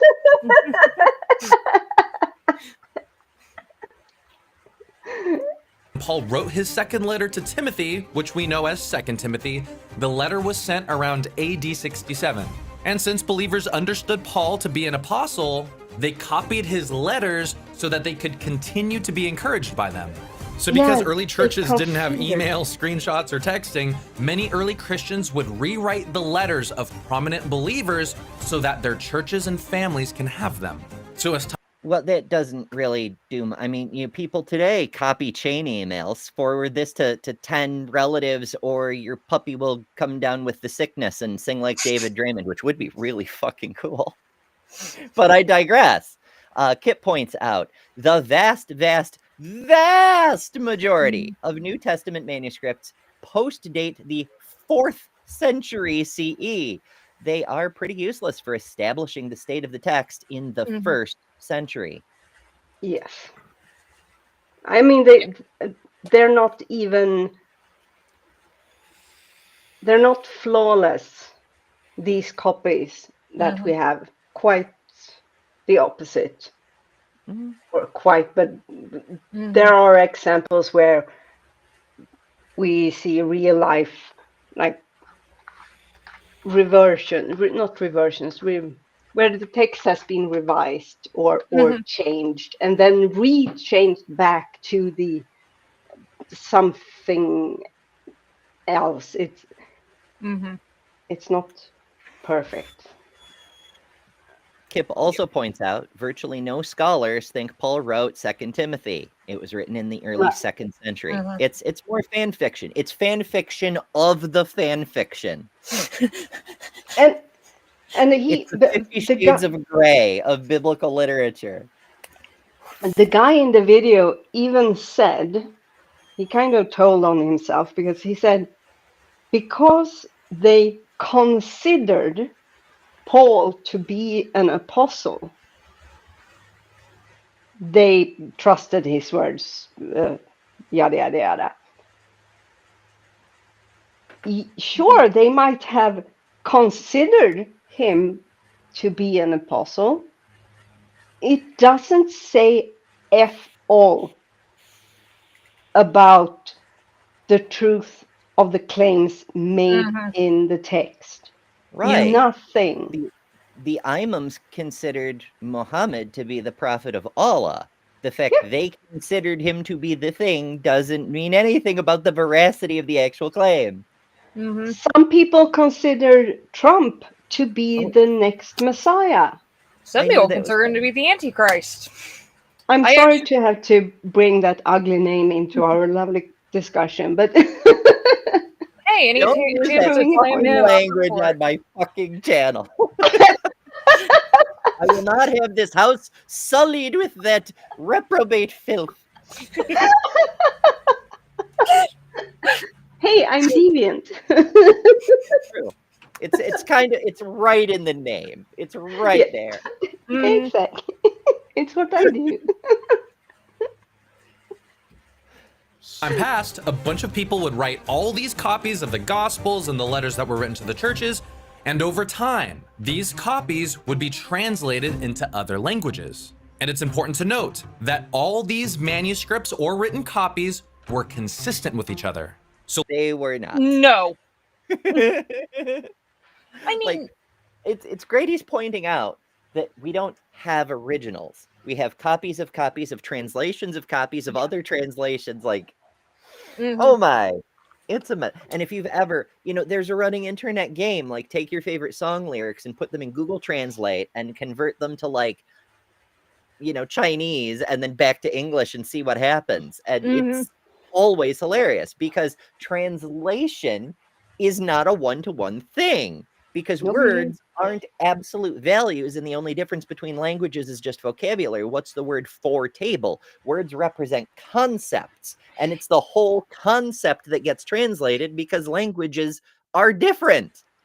And our interpretation of the world around us has changed quite a bit. I mean, it differs between different cultures. It's why when I speak to you guys, I can't just translate what I would have said in Swedish directly into English. I'm getting pizza. Pizza. Thank you, my God. Hooray! Yeah, it's like almost dinner time for you, isn't it? Yeah. It's you're a future people. Hello, future people. I come from the future to tell you about the past. That's right. And on the note of the past, I just saw a great example of the way words change through translation from culture to culture this morning. It was the English words car and horse come from the same word. There was a word that came with the Mongol hordes across Asia to enter Europe that way. And I can't pronounce the original word, but it sounded basically sort of like Kars. And that word went through the Germanic tribes of Northern Europe and eventually made its way to England, where it became shortened to car for wagon. But the same word also went through Southern Europe, through Italy, and then up through France and came to Europe. And I have it backwards. The Latin one became cart and the German one became horse or car. Fuck, I've got it all mixed up. The point is, the same word became both car and horse by taking different translation routes. I am fucking this up so badly. I need more coffee. A horse car. Horse car. Yes. I mean, even if you know more than one language, if you speak 2 or 3 languages, you even know that even if 2 languages are really closely related, there are still words in one that you can't translate directly into another because just no word for that thing exists. And it's like it takes an entire sentence to explain what you mean. Yeah, that's why we have loan words and pirated words and all kinds of things. Like there's so many words in English that people don't even realize are stolen from other languages. Fiance is obviously French if you think about it for a second. But other things that we meteorologists love the word haboob because it sounds amazing, but also because it's so much easier to say haboob than explain the whole paragraph of a specific kind of sandstorm where the winds do a certain thing. You know, there is a word for that. So just take the word. I remember years ago, and this was probably 15, 20 years ago. So a meteorologist, I lived in Dallas at the time, was talking about a haboob that happened in like Arizona or something. They got so many complaints that the meteorologist had to come on like a couple days later and said, that is the name of what this kind of storm is called. I was not saying boob. It's haboob. And I'm sitting there, I'm like, are you guys stupid? They are, yes. Like, intentionally so. Yeah, and they called and complained about a word that most parents, if they have to say something to their kids about breast, they're going to say boob or something along those lines. The same parent will refer to their television as the boob tube. Yeah. It's so I'm not saying that the epidemic of rampant stupidity in the United States is entirely the fault of the Bible. Or more precisely, the people who use the Bible as a tool to suppress learning. But it sure as shit doesn't help. Yeah. Learn more about ancient copies of Xeroxes and things. Let's revisit the numbers. There are over 5,800 Greek manuscripts, 10,000 Latin manuscripts, and 9,300 manuscripts from other ancient languages. And some Okay. Let's revisit the numbers. I need to open yet another new window, and my computer crashed from all these open windows. How many? I have our new scripture, Shakespeare. How many copies of this are there around? that probably an uncountable number, I dare say. Yeah. So quick AI overview. I know AI, but whatever. You get it with every Google search. As of 2021, there are 385 million copies of Spider-Man in print, circulating, and things. And I mean, those are all early copies. They're all within the first century of the Spider-Man mythology being spread around. So clearly, they're valid. They're literal. They're academic sources. You know, even the comics themselves talk about the need and the fact that there are pictures of Spider-Man, right? Like that's what there are Prophet contemporary pictures of Spider-Man. Pictures of Spider-Man. Yeah.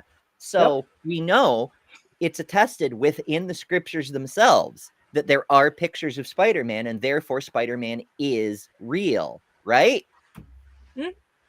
Yes, absolutely. Can you hear me? Oh, there it goes. I muted myself because I was eating. I don't want to slobber in your ears. And then when I unmuted it, the bar didn't move. So just checking. Now it's moving. Yep, you are good. I see people mentioning Lake Titicaca, specifically saying don't ever mention Lake Titicaca. So I will be sure not to mention Lake Titicaca on this broadcast. Titicaca poo poo? Don't poo in Lake Titicaca. I am such a child. It's just not hygienic. These manuscripts date as early as the 2nd century AD, meaning they date as early as, some of them, a fraction of these comic books date to as early as 160 years after the events they're supposedly talking about. I love it. And I don't understand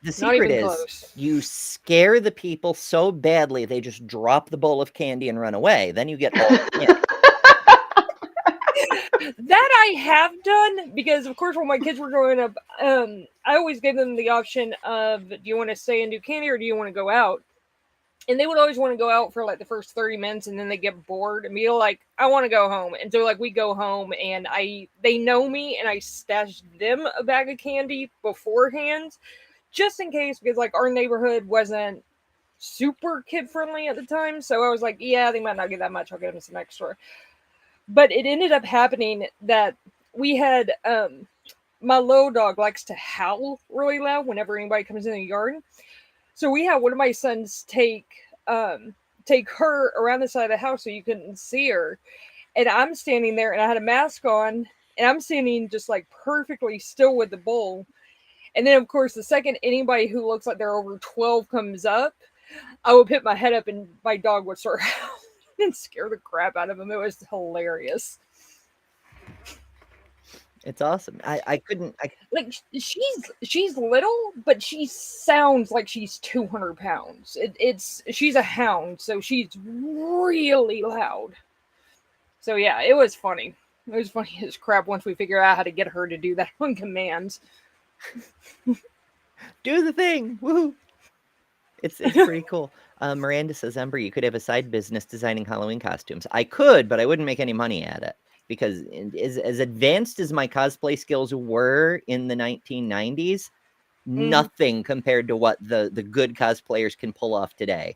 Holy shit. As a person who runs a Comic-Con, like, we made the cosplay contest like the crown jewel of the entire freaking thing. And I mean, serious. The total value of the prizes we give out is higher than any other Comic-Con in the United States except New York, San Diego, and Chicago's C2E2. Like, it's a ridiculous amount of prizes. And we get really, really good cosplayers because of it. And even if I put my full-time effort into it, not a chance I could come even remotely close. It's really, really cool, some of the shit they can do. Let's see. Ryan's off to the gym. Happy travels. I also enjoy listening to shows while traveling. Shoot, there was another thing I wanted to say. Maybe it'll come to me later. Let's talk more about numbers. What could possibly go wrong? Because nothing proves the Bible more than things that have nothing to do with the damn Bible. Yay. Yep. Copied within a few generations of the original writings. And not only that, but many writings of the church fathers or church leaders who lived in the first few centuries after Christ. Few is doing some heavy lifting. Few, yeah. It's just a few centuries. In ancient times when we couldn't, half the people weren't, more than half the people weren't able to even write things down. And it's, for fuck's sake. Quoted and referenced the New Testament so extensively that even if we had no surviving manuscripts, we could reconstruct almost the entire New Testament just from the writings alone. Well, that's kind of exactly what we have to do, because we do have no surviving original manuscripts. Every bit of the New Testament is reconstructed from copies of translations of copies of copies. And that's kind of fun, because when we found some very, very ancient manuscripts, the Dead Sea Scrolls and the other one, Nagamati, it's not my field, and Kip will kill me if I mispronounce it too badly. But we found some old manuscripts in like clay pots and shit. And some of the things on those scrolls doesn't match what's in these books. And sometimes the book gets updated with some of the older information. Like, as I understand it, the whole thing with Asherah, if you get your hands on a Bible before the 1950s, it'll say during the conquest they were supposed to destroy some vague other god's shrine or something. But newer Bibles say Asherah's shrines, because we updated this book from what's in the old texts. Because the copies aren't fucking perfect. Did you mean the Nag Hammadi from Egypt? Probably that. Yeah, it's a library. or what? Like I said, this is several orders of magnitude outside any of my specialties.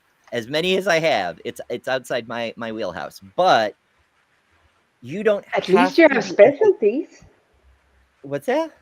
At least you have specialties. It's true. I make a fantastic stroganoff, but that's a whole. We'll talk about food later.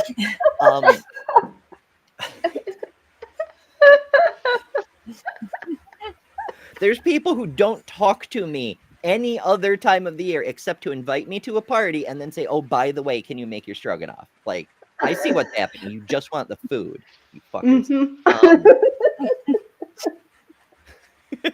Oh, goodness. But I digress. The point is, you don't have to be a lifelong, devoted, professional, academic scholar on these specific things to see through the bullshit they're saying. You just have to be a skeptic and say, how do you know, though? And the whole thing falls apart. Mm-hmm. Yeah. Funnily enough, the fact that I was brought up in a fascist household in a country that is very much not fascist, or at least never used to be. It's still not, but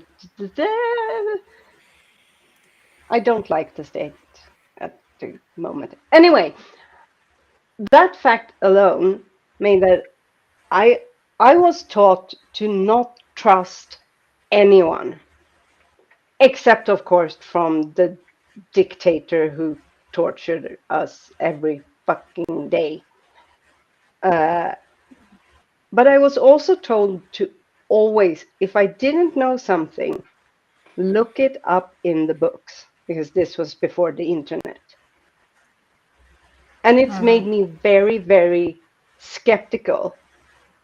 And it's also, unfortunately, created this thing where I'm constantly trying to find holes in my own, whatever I say, I go through it 200 times and to find every single angle that someone could come in and point hole to it, and I try to make it airtight, and I always fail, and here we are.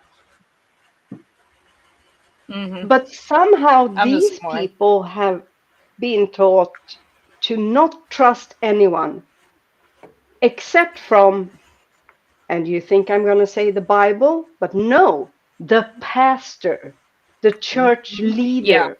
The cult leader. The cult leader, exactly.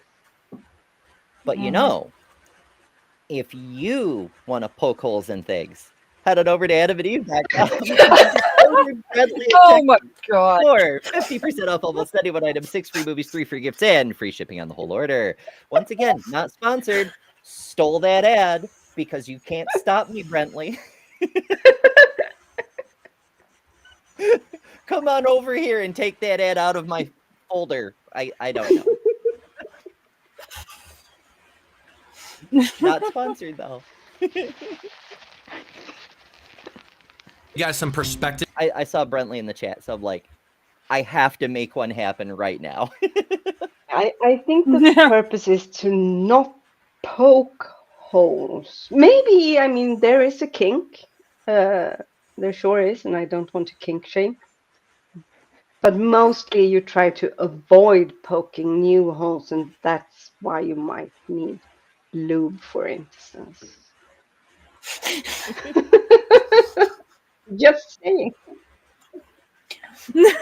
It's incontrovertible, even. Yeah, poking new holes usually is not a good thing. Unless you have consent. Yeah. I know a Swedish, she's a priest in the Church of Sweden.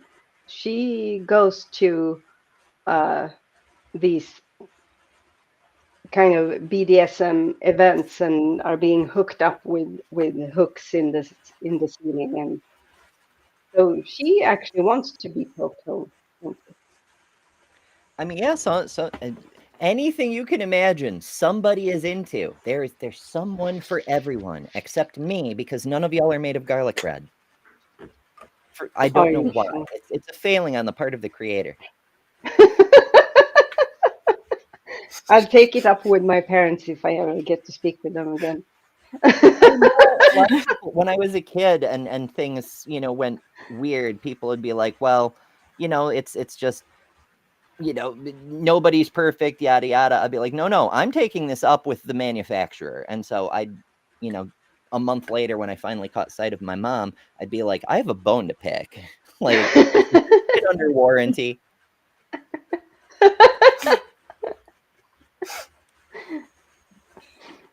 We've been trying to reach you regarding your soul's extended warranty. Oh God. I want to point out just to create this, because I guess I oftentimes feel that that's what I can provide when it comes to atheist content and apologetics and all of that, is to provide a different take than most Americans are used to on Christianity and what it is and what it is not. So this lady that I was talking about, she's not ordained priest in the Church of Sweden, and that might make you think that I'm here spilling something that is like what's the word? När du gör någonting som går emot. Fuck. Yep. Yep. Controversial. No. I mean, she's been in magazines talking about it. I'm not going to give out her name because, yeah. I don't want There's others. no reason not to. Exactly. But she's open about it, and it's not an issue because the Church of Sweden is very different too. And I personally think that there is still an amount of harm in the thinking that's propagated by the church. But if I were to choose, if I had to be a Christian and pretend I was a believer, because obviously I can't just become one, otherwise I would be. I would definitely take a church that affirms LGBTQI plus people, a church that promotes women to become priests, a church that has weddings for LGBTQI plus people, LGBTQI plus people. The backside of it is that their teachings are so flimsy that you can practically get away with almost anything as long as it's not hateful or anti-women. But it creates this where I know people who's been like, well, I'd rather be like a fundamentalist Muslim because at least they have rules around what they permit and not permit. Like it feels more real to them. And thankfully we have like smaller churches that are not the Church of Sweden, of course. But I could easily see how people could get drawn into those because of how lax the Church of Sweden is. But so to be clear for folks who don't know, because I didn't know, and that's what I try to do, is educate people about stuff I didn't know at one point too. Church of Sweden is broadly speaking, Lutheran, but evangelical. They keep a lot of the papal elements, and they have a lot of reciprocity with other somewhat more secular, but decidedly Lutheran-esque churches like the Church of England, the Philippine Independent Church, and they used to be the state church. It's only been since 2000 that they got kicked out of government and are now like just a church. So that's fun. They also have a branch in New York City. Yes, because why not? We do, and I think part of that is because of all of the Swedes who went to the US in the late 1800s. I think that's part of why we happen to have a filia. Again, I say we because in Swedish I don't have to care about if I identify with it or not. I never even called myself an atheist, even though I have been one for decades and decades. Before I started to come into these internet communities where with people who are, because why would I? It doesn't matter. Yeah, so I got asked about this. I did an interview with Brooklyn Lou the Skeptic yesterday, and it should air probably tomorrow. I'll let you all know. Keep an eye out for a community post. Once I have somewhere to point it, I'll put it out there. But he asked, like, how long have you been an atheist? And of course, that's a complicated question because I was never a believer, but like, I didn't run around saying, hey, I'm an atheist until I had the word for that, until I found a community of people who are actively saying, I actively reject the handle of religion. I am atheist, you know? So yeah, it's a little messy. It's like, when did you first start using the term versus when did you have the beliefs? Right. And that kind of crosses over with a whole lot of stuff in our culture. Is people are like, well, having a word, the label, the identity politics, the culture wars, all that stuff. People are like, well, changing the word doesn't change the thing. No, it's true. Like, when I found out that transgender is a word that's a real concept, that gave me the tool to communicate something about myself that had always been true. It didn't mean it wasn't true until I had the word. Don't be silly. Yeah. It's like we're all people, even though when we are babies we can't say that word, and we don't know when we're born. We're still born as people. You know, I both love and hate language, because when you're a baby and you haven't learned language yet, everything is just what it is. It's what it seems to be. It's what it appears to be. It's almost platonic in its pure form. Language takes some of that away by compartmentalizing and categorizing everything, but having multiple languages gives you multiple perspectives. And this is true even within a language, like not necessarily different languages, but like different contexts for viewing things, different, like code switching, right? Like if you look at something from a Southern Baptist perspective versus a Northern urban evangelical preacher's perspective versus a secularist from the Pacific Northwest, you can look at the same thing and see three different things, you know? Yeah, So I mean, there are words and concepts that. So my brother is an electrical engineer and a mathematician, and there are words that we use in, I guess. So in Sweden, it's called the humanities, the part of academia that I've been involved with. But I guess you say the soft sciences. Same here. Yeah. And math, of course, is not. It's part of the other side of things. And there are words and concepts that we use that they also use, but in very different ways, completely different ways. I mean, when you start to dig into it, which I have with my brother, you start to understand that, okay, this is how it logically still follows that we use the same word, But that's when you have like picked the word apart, and which I love to do, but most people don't. Well, it depends. Like a lot of things. If you present somebody something new that seems dry and academic, they're going to be like, eh.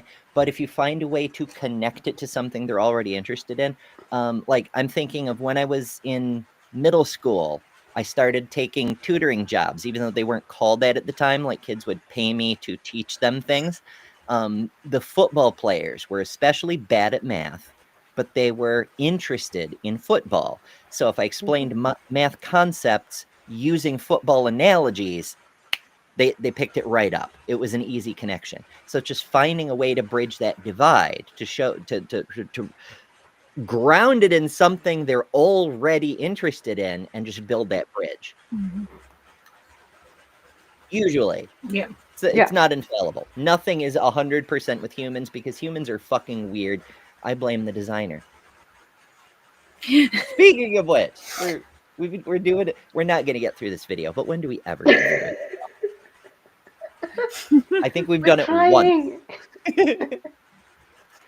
On how significant this is, we only have about 10 surviving manuscripts of Julius Caesar's Gallic Wars, with the earliest copy written nearly 1,000 years after the original. Similarly, all the works of Plato exist in about 7 manuscripts, with a gap of about 1,200 years between the original and our earliest copy. So when I went to college, I remember sitting in... Okay? Like what? This is such a dumb fucking argument. We Xeroxed it more times. That makes it more true. Class during a lecture, and the topic of Jesus popped up. And someone laughed and joked and said, yeah, if Jesus existed. And what I find so interesting is that Plato's existence is only supported by 7 manuscripts, and no scholar questions. What? No. Because Plato wrote shit down. The 7 manuscripts demonstrate that Plato wrote shit down, not other people making up fan fiction about Plato. But more importantly, other people talk about Plato, like Aristotle, who also directly wrote shit down. Yeah. Like, this is such a dishonest framing. It's wild. The fact we cannot show. Now, to be clear, I find the mythicist hypothesis, the idea that Jesus never existed, I find it intellectually stimulating and intriguing, but I don't subscribe to it. I don't make a positive claim and say, I believe this is true. The fact that we can't, the Christian scholars can't rule out the mythicist hypothesis entirely is on its own a catastrophic flaw in Christianity, because they can't even prove the guy this story is about even existed. Now, to be clear, you don't have to be a mythicist to oppose Christianity. I mean, if Jesus lived, Jesus died. That's not controversial. It's the magic afterwards that is the supernatural claim, you know? So it doesn't actually matter if there was a real Jesus. But if there wasn't a real Jesus, then that automatically rules out the resurrection. Oh, for fuck's sake. His existence. Yet despite the fact that Jesus's life is supported by thousands of early manuscripts, people still question his existence for some reason. Next, let's talk. For some reason. So it's the Xerox defense. That's what it is. It's the Xerox defense. I mean, there's millions of early manuscripts about Spider-Man's existence. So it's just ridiculous to question whether Spider-Man's real, for fuck's sake. And we have photos, and we have video, and we have all that. We do. In fact, I've seen Spider-Man in person at my Comic-Con. Exactly. And again, the fact that, sure, maybe that's people just dressing as him, but the fact that people choose to dress as him proves he is important and therefore God. Therefore, he is God. What?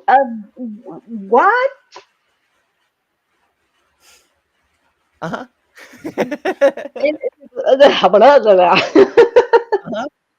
Yeah, it's fucking, it's yeah. about the Old Testament. So thanks to discoveries like the Dead Sea Scrolls, the Old Testament scriptures have been well preserved. These ancient Hebrew texts were found in the 1940s and 1950s, dating from around 250 BC to AD 100.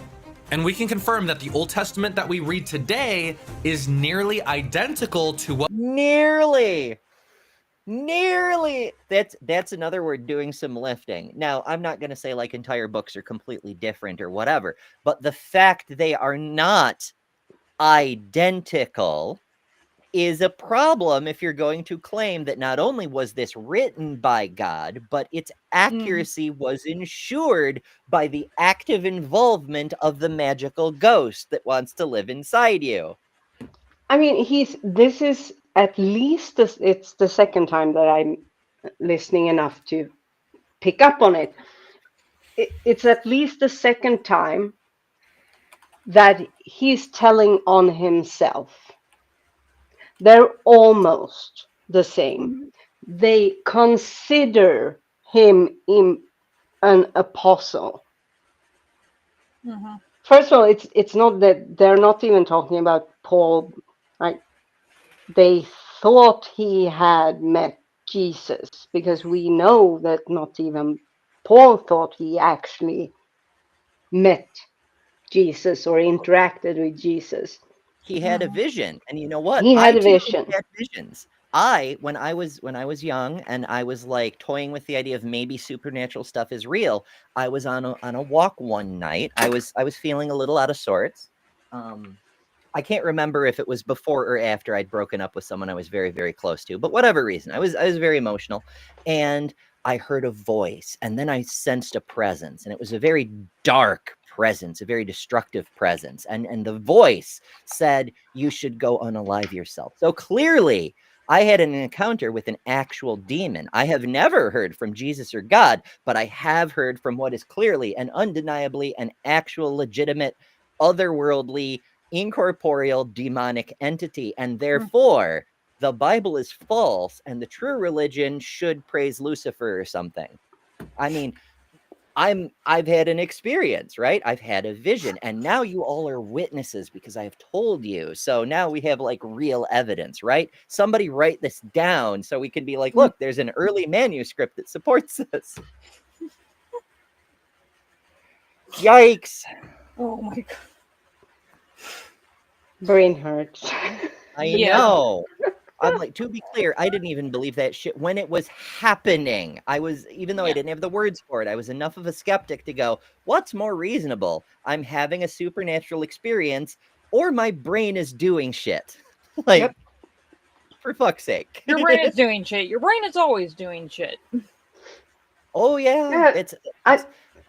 I've had plenty of weird experiences that I don't know exactly how or what happened, but at no point in time did I think, oh, because of God, or oh, because of Jesus, or oh, because of spirits and supernatural, yada, yada, yada. Not even when I claim to think I believe those things. And Yeah, I know people who would say, oh, the pizza on your counter was taken by God because he didn't want you to eat anymore. Bitch, it was taken by my dogs. right? Like, it's not that hard. Yeah. I mean, almost everything has a reasonable explanation. And even if it doesn't, even if it's some big question that we can't answer, I don't know is also a valid answer. Yes, and it usually puts you down less destructive paths. Much less destructive. So, yeah, as I sometimes say, when we pretend to have an answer, we stop looking for the real answer. Like if you assume a magical spirit keeps stealing the food off your table and never look any deeper, then the dog is going to keep stealing food off your table because you're not doing anything about the real problem, because you're pretending there isn't the real problem, that it's something else instead. And the problem is they're so, like, with what happened with the dogs, is they were so sneaky about it. It was about 2 hours before I even realized what they did. And I'm just like, See, my dogs have always been blunt and abrupt and just in your face. They're like Republicans, right? Like I adopted a mutt when I was little. It's an insult to my dogs. My dogs are awesome. That's fair. Dogs are much more worthy of respect than a Republican, but I digress. I had this mutt, and I'd like make a sandwich, and you know how I feel about sandwiches. And I'd make a sandwich, and then he'd like bounce up and just grab it right out of my hand, and then I'm like, the fuck, dude! What a dick! The one way that I was able to get my dogs not to do that is the one food that I absolutely love that they will not touch, that they could eat, is blackberries. I'll give them a blackberry if I'm munching on them, like in the morning. They won't ask me for food for the rest of the day. They just won't even come up to me. I tried that with one dog. So we rescued a dog who happened to be like a purebred Dalmatian, and purebreds not great with the intellect, and so I tried to teach him what not to eat by like giving him banana. Turns out he loved banana, but this motherfucker was so dumb. So we had a bunch of rescue dogs at the time. We were out, there was a thunderstorm, and the one dog had a panic attack and tore the house apart because there were no people to protect him from the evil lightning. And in the process, he knocked down some spare light bulbs, and the Dalmatian ate the fucking light bulbs. Oh my god! No, I found within the last 2 days, I found Dr. Kip munching on a stick, like eating a stick, not just chewing on it, like trying to eat a stick. Somebody clip this.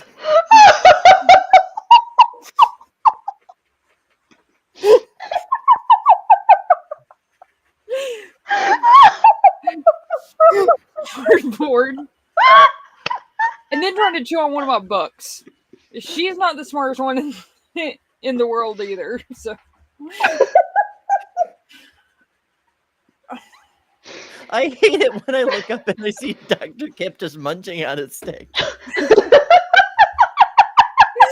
what my dog's name is. And he insisted I call her Dr. Kip, so I called her Dr. Kip.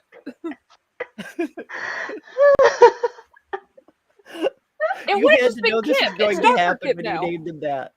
Oh my god. Well, I always thought Kip was like an awesome name for a dog for like a long time, and finally, I was about to get a dog, and I saw Dr. Kip on. I'm like, I'm gonna send a super chat just to make sure that he's not like super offended by this for whatever reason, and it just kind of snowballed.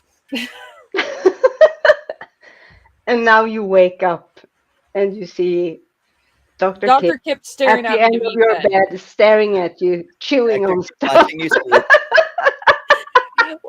I love her to pieces, but man, she's dumb sometimes.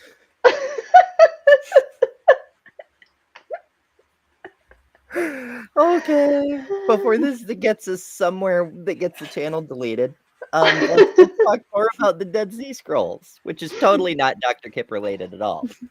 It was I written just want to centuries wait. before Christ. I just addressed what Bree, the lovely Bree, said. Did Ember just compare poppers to the Reichwein? Yes, she very much did that. Mm-hmm. Yep, I crossed that line. I'm a horrible person. Not as horrible as the Republicans, though, but still. It's a So side note effect. that This is why we need AJ, right? Because AJ's whole thing is ways to human, and I need people to teach me how to human because I'm very bad at it. So am I. So Yeah. accuracy of these manuscripts is a very strong reason to believe that God's word has been faithfully passed down for generations. And this wealth of manuscript evidence should Faithfully passed down. So I'm getting frustrated, but like we should mention that there were oral traditions before anybody ever wrote any of this down. Like, okay, Paul's letters, at least the real ones, were probably real letters, not oral traditions. Although it's entirely possible that it was like dictated to a runner and like repeat this back verbatim when you get to Corinth or whatever, you know. But I mean, it's plausible that they were actually written down. The creator of this video should have watched through it before putting in that animation of them pulling on each side of a dick with a cross on it. Because before it was finished, it looked very, very weird. I saw it just before you said it, and I'm just like, oh god, no. Speaking of things that look very weird, Ian Davenport said the super chat for $10 dues. Thank you, Ian. Woo! And yes, Thank I you. get to eat lunch today. I enjoy that very much. And Ian says, pair character flying in the air with a red cape and a smile on his face. Unexpected. Just visualize that for a moment. Andrew actually did flip it. Oh, I love that.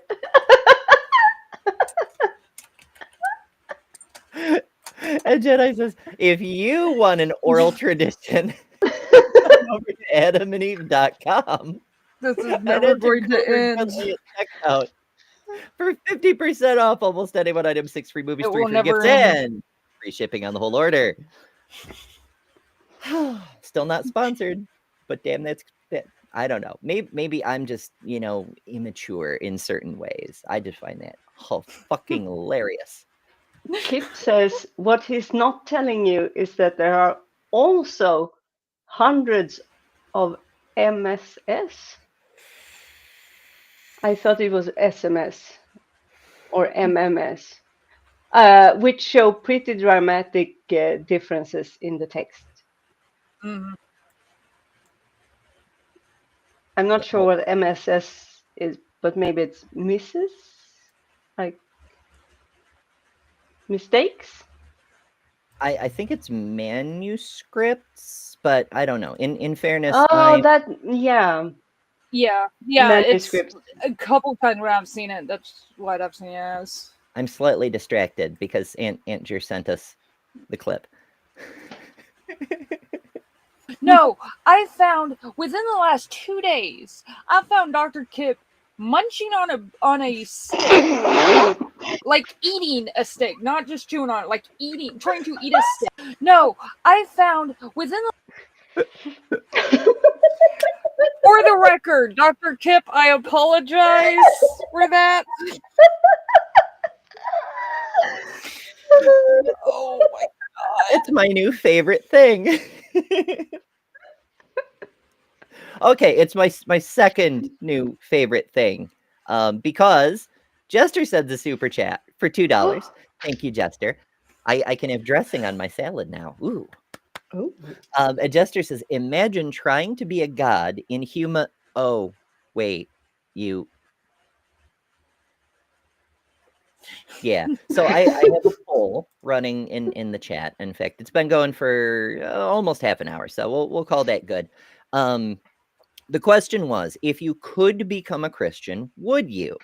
And, you know, I offered some options like, yeah, our life would be far easier. Nobody selected that one. Nobody. 28%, though, said, bitch, I'd be a prophet. But once again, we have the rare, overwhelming majority. 72% said, no, fuck that.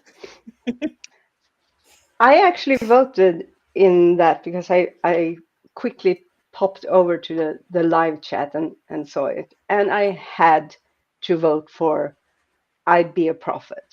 And the reason being that at 5 years old, it was so weird to me to realize that there were people in this world who didn't think there was a God, that I declared to my parents that when I died, yes, I was 5 years old, when I died, I would go up to heaven and ask God to send me back down so that I could tell humanity about his true existence.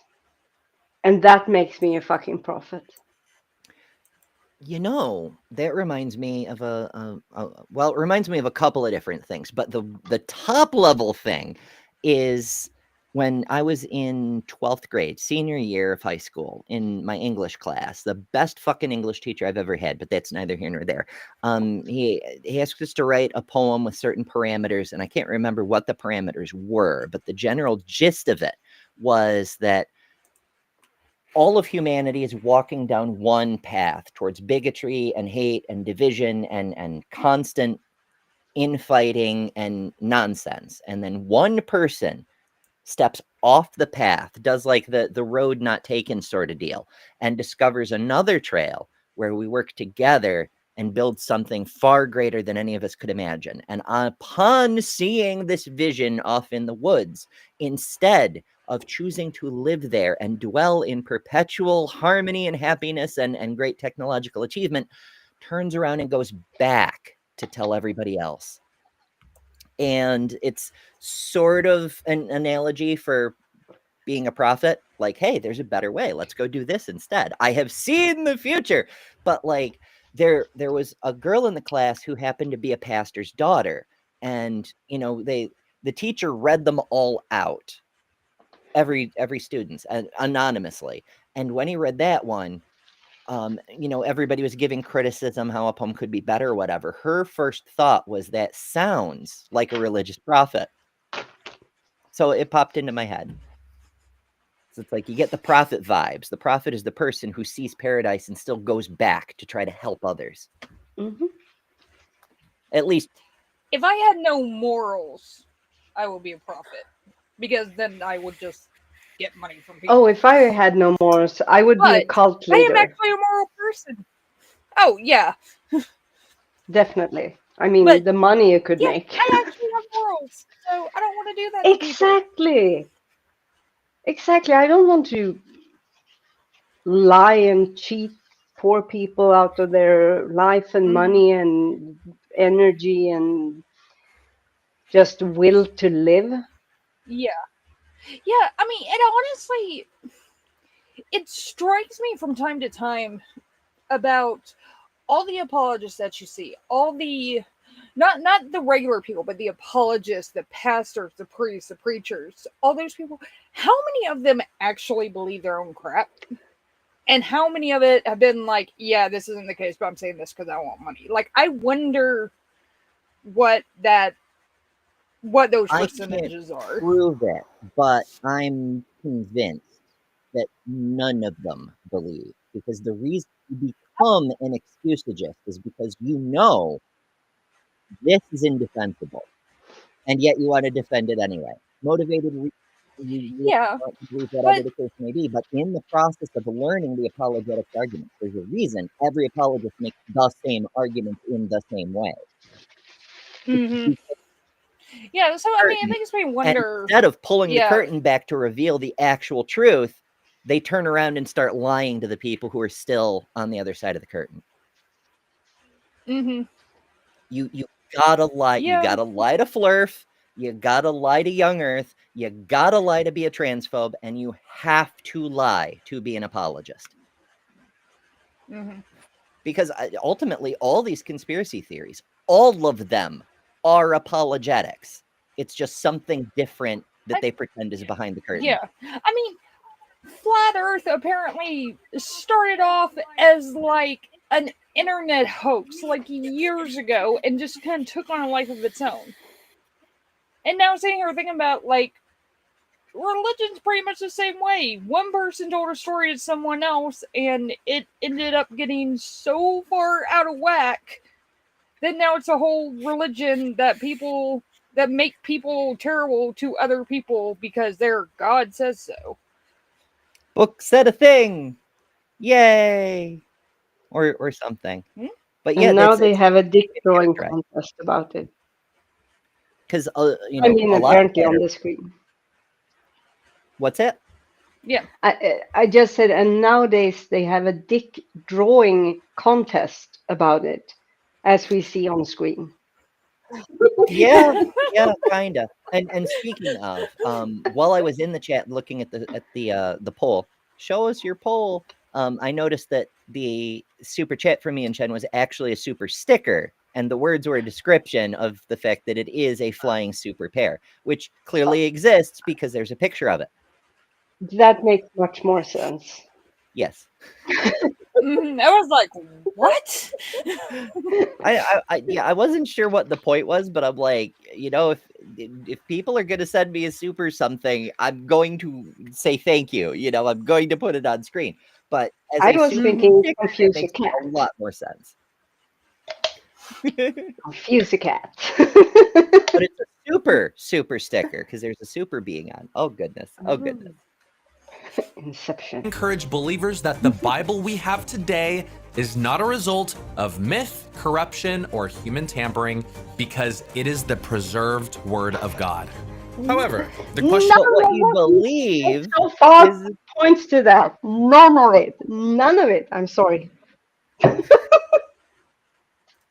Yeah, it's like here's a bunch of unrelated stuff, and therefore our conclusion isn't based on any of those things. Right?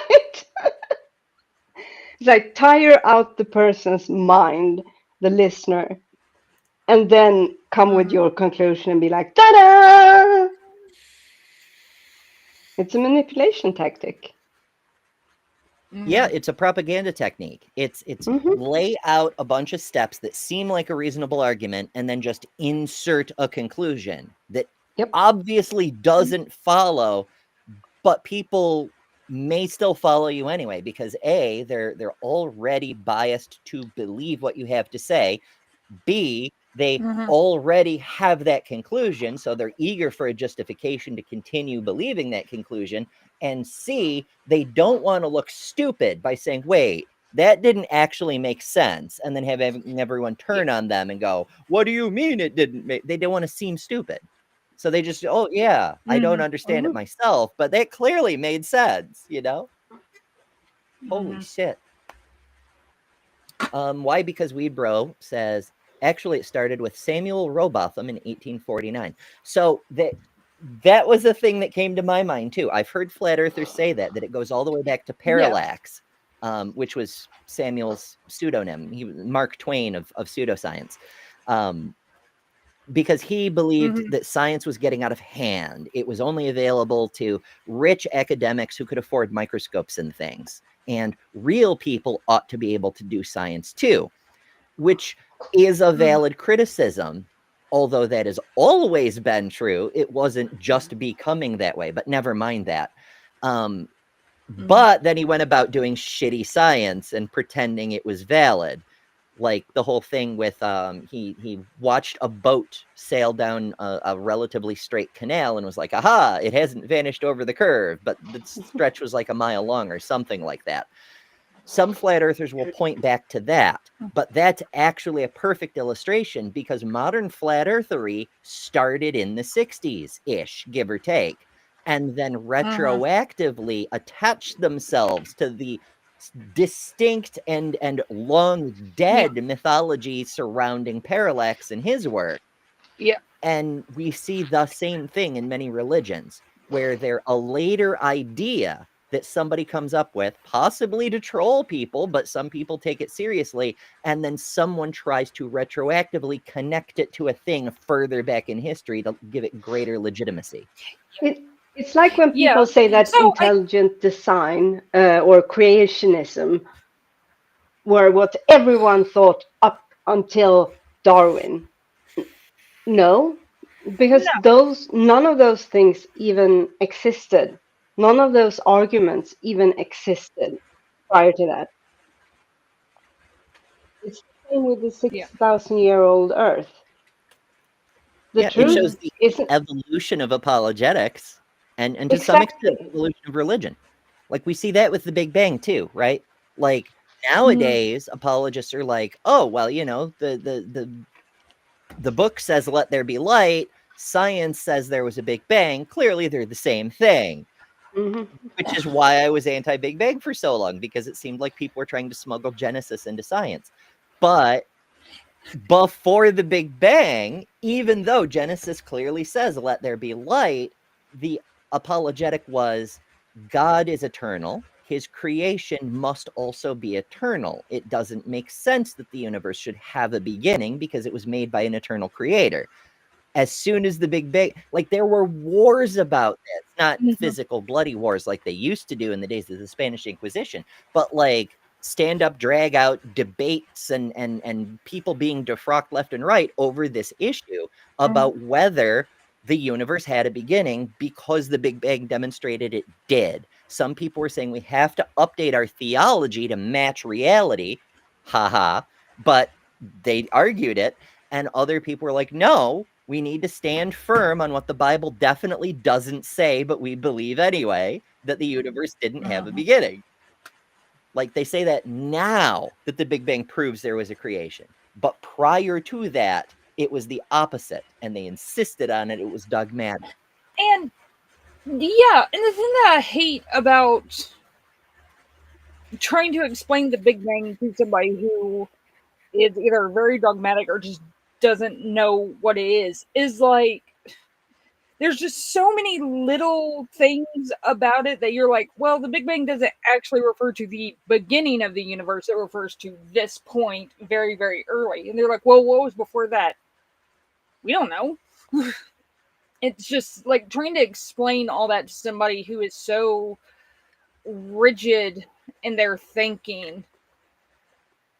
Like, it's almost a complete waste of time trying to. Or at least somebody who's better at communicating than me needs to do it. Well, it depends on your goal. Like, if you really want to educate someone who is intentionally resistant to learning new things, it's going to be a struggle. It's probably going to be a waste of time. But maybe if you keep trying, you can eventually reach them. But often that's not super productive and not the best use of your time. That said, it may still be worth engaging with them because of the audience. If you can show how their arguments are not only stupid, but they're actively being disingenuous, then people who aren't already bought into the bullshit will see that and go, oh, that's obviously bullshit. I'm not believing that. And that's one reason I really like some YouTubers and some science communicators who are really, really good at doing that, at taking a theory or a video from someone and being like, this is complete bullshit, let me tell you why. And they explain it in fairly simple terms that if you have even like a base knowledge of science, you should at least be able to comprehend what they're saying. Like, we need so much more of that. It would be fantastic. I mean, I try to do that where I can, but it's not really my main focus. It's just, you know, we do what we can where we can. People like Simon Dan, where that is the thing they do and they're known for doing and got really, really big doing it. I mean, honestly, Dan comes off as kind of a dick sometimes, and I'm here for it. It's hilarious when he does. But it's not the best way to reach the flurfers, you know? They're like, that guy's just rude. You know? Well, sometimes it is, just because they're gonna watch to hate watch, and I've seen a couple people change their opinion of something because they went somewhere to hate watch something. I mean, hell, I used to get that, right? I mean, I like to think that I've gotten stronger in opposing pseudoscience generally. Like, I started out as like primarily anti-theist, but I've been expanding into more pseudoscience opposition and stuff over the years.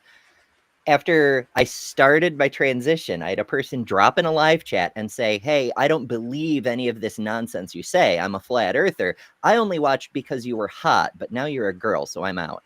And I'm like, thanks, I guess. I'm like, how? What? Why? Why are you here? And also, what? No kidding. But thanks, I guess. Oh goodness. Oh goodness. Oh yeah. Of whether we should trust the Bible goes beyond just preservation. So note, the Bible is not merely a collection of ancient writings, it's also a historical record based on real people who saw and experienced the events that it describes. So there's a few problems there, because we know a lot A of few? the real historical events definitely did not happen, like the Mhm. Exodus or the conquest of Jericho, things like that, that we know from archaeology did not happen. We're pretty sure Moses never existed. We know a bunch of the other figures either didn't exist or were highly fictionalized. It's like there's to say this is accurate and we know it because of other historical things it preserved, when the historical things, the ones we can check, yes, some of them, the trivial stuff like, hey, Jerusalem really existed. It still exists, in fact. Like, that doesn't help, actually. You know, the Quran says It goes Jerusalem right exists. back to the Superman argument. Yeah. But the stuff we can check, especially the supernatural adjacent stuff like the parting of the Red Sea, that definitely did not happen, that hurts your case, my guy. Maybe don't bring that up. This is why there are people who doubt Jesus ever even existed, because you keep claiming historical accuracy, and when people look, they find none of this shit happened. So maybe Jesus didn't happen either. I mean, none of the Old Testament prophets. We don't have one iota of actual evidence that they were real people. They might have been like I had the word in my head just recently. Amalgamations of many different individuals that's then been mythologized, and their deeds have been blown out of proportion. Sure, that's always We know that a happens. possibility. Like Yeah. King Arthur, setting aside the what is it, 14th century French poem that brought him into the public consciousness, the stories about King Arthur we can trace through real archaeology to be an amalgamation, a literary construct of 3 different people. You know, Yeah, and that we doesn't mean knew Merlin the that. magician was literally a magician, and no.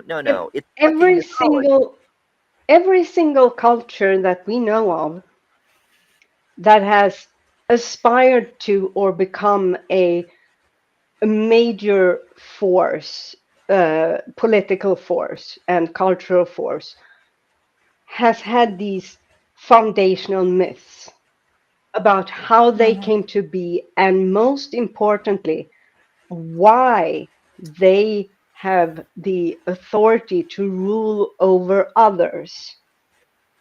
In Sweden during the I have to think, the 17th, so the 1600s, we were a major power.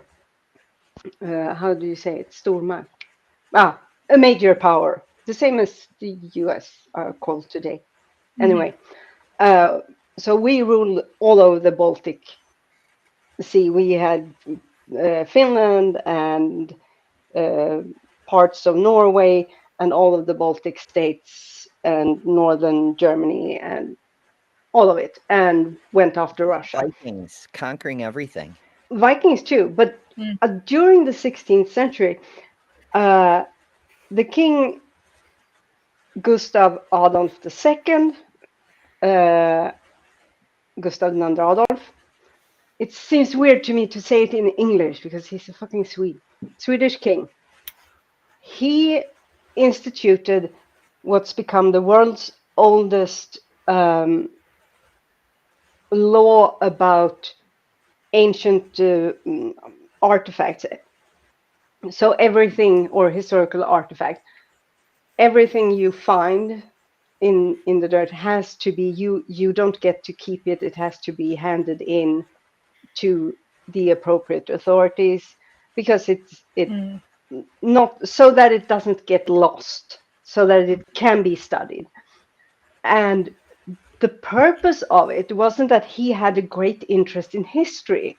The purpose of it was, how could he legitimize and stoke this the will into the people, so that they wouldn't turn against him, because the Swedish people suffered like crazy during his rule, and all of the previous like 100 years. because of these wars. So why should the poor peasants have to send their teenage son out into Europe to die on a battlefield and never come home? Mm. And it also made one of our like national polymath geniuses, known as Olof Rudbeck.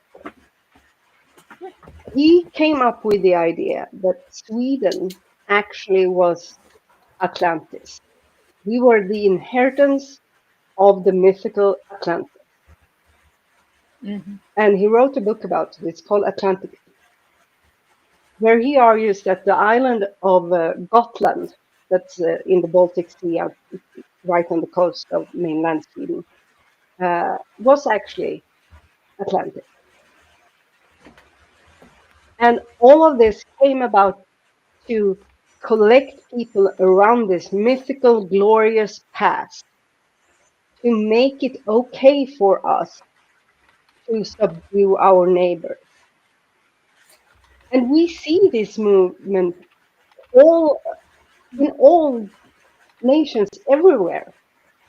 Why do we have the right to control this other nation? Why do we have the right to kill their sons and daughters and husbands and wives and whatnot?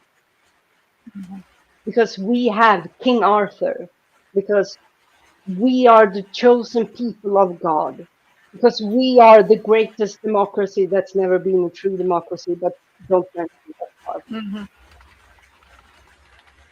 That was very much the tangent, I think. I'm sorry, it feels like I've been rambling. I'm sorry. I've been known to do that from time to time That's a too. good point. And sometimes to like fully articulate a thing, you have to explore the detail, you know? Yeah, that's kind of what I'm trying to do. Like, I can't just say, "Oh, everyone has done this," because then I'm just like the apologist, is just throwing out claims. I have to like, and since I'm Swedish, and when it comes to modern history adjacent, I don't really. I mean, it's the 1600s. It's kind of the history, but it's also like yesterday. So I mean, well, yesterday's technically history too. It's exactly. considered modern history. Yeah, it's modern history. Gary Habermas has to roll probability dice to determine what he had for breakfast yesterday, because facts set completely aside, this PhD level historian, what actually happened depends on what kind of mood he's in. That's how we do scholarship. I have a clip for that, but I haven't uploaded it to the software. I should get on that. There's a lot of things I need to get on. Store first, but I will get clips eventually. Holy shit. I may even have it in my OBS. I don't know. I don't know if I'll see if I can find it in the background. But first, thank you, Jasper, for gifting an membership that went to Chrissy Keeper of the Clink, which is a cool name. So do enjoy all the fun custom emojis and other assorted benefits and perks, like early access to recorded videos, member streams, and a shit ton of member exclusive content, among other things. And why? Because Weed Bro became a match level member, which also gets access to all the fun emojis and things. That level is it's the least expensive. It's the most affordable. It's for people like me who are very poor. It gets you all the emojis, but that's the only perk at that level. If all you want is the emojis, that's the ideal level for you. And thank you for becoming a member. I very much appreciate it. Those help a lot.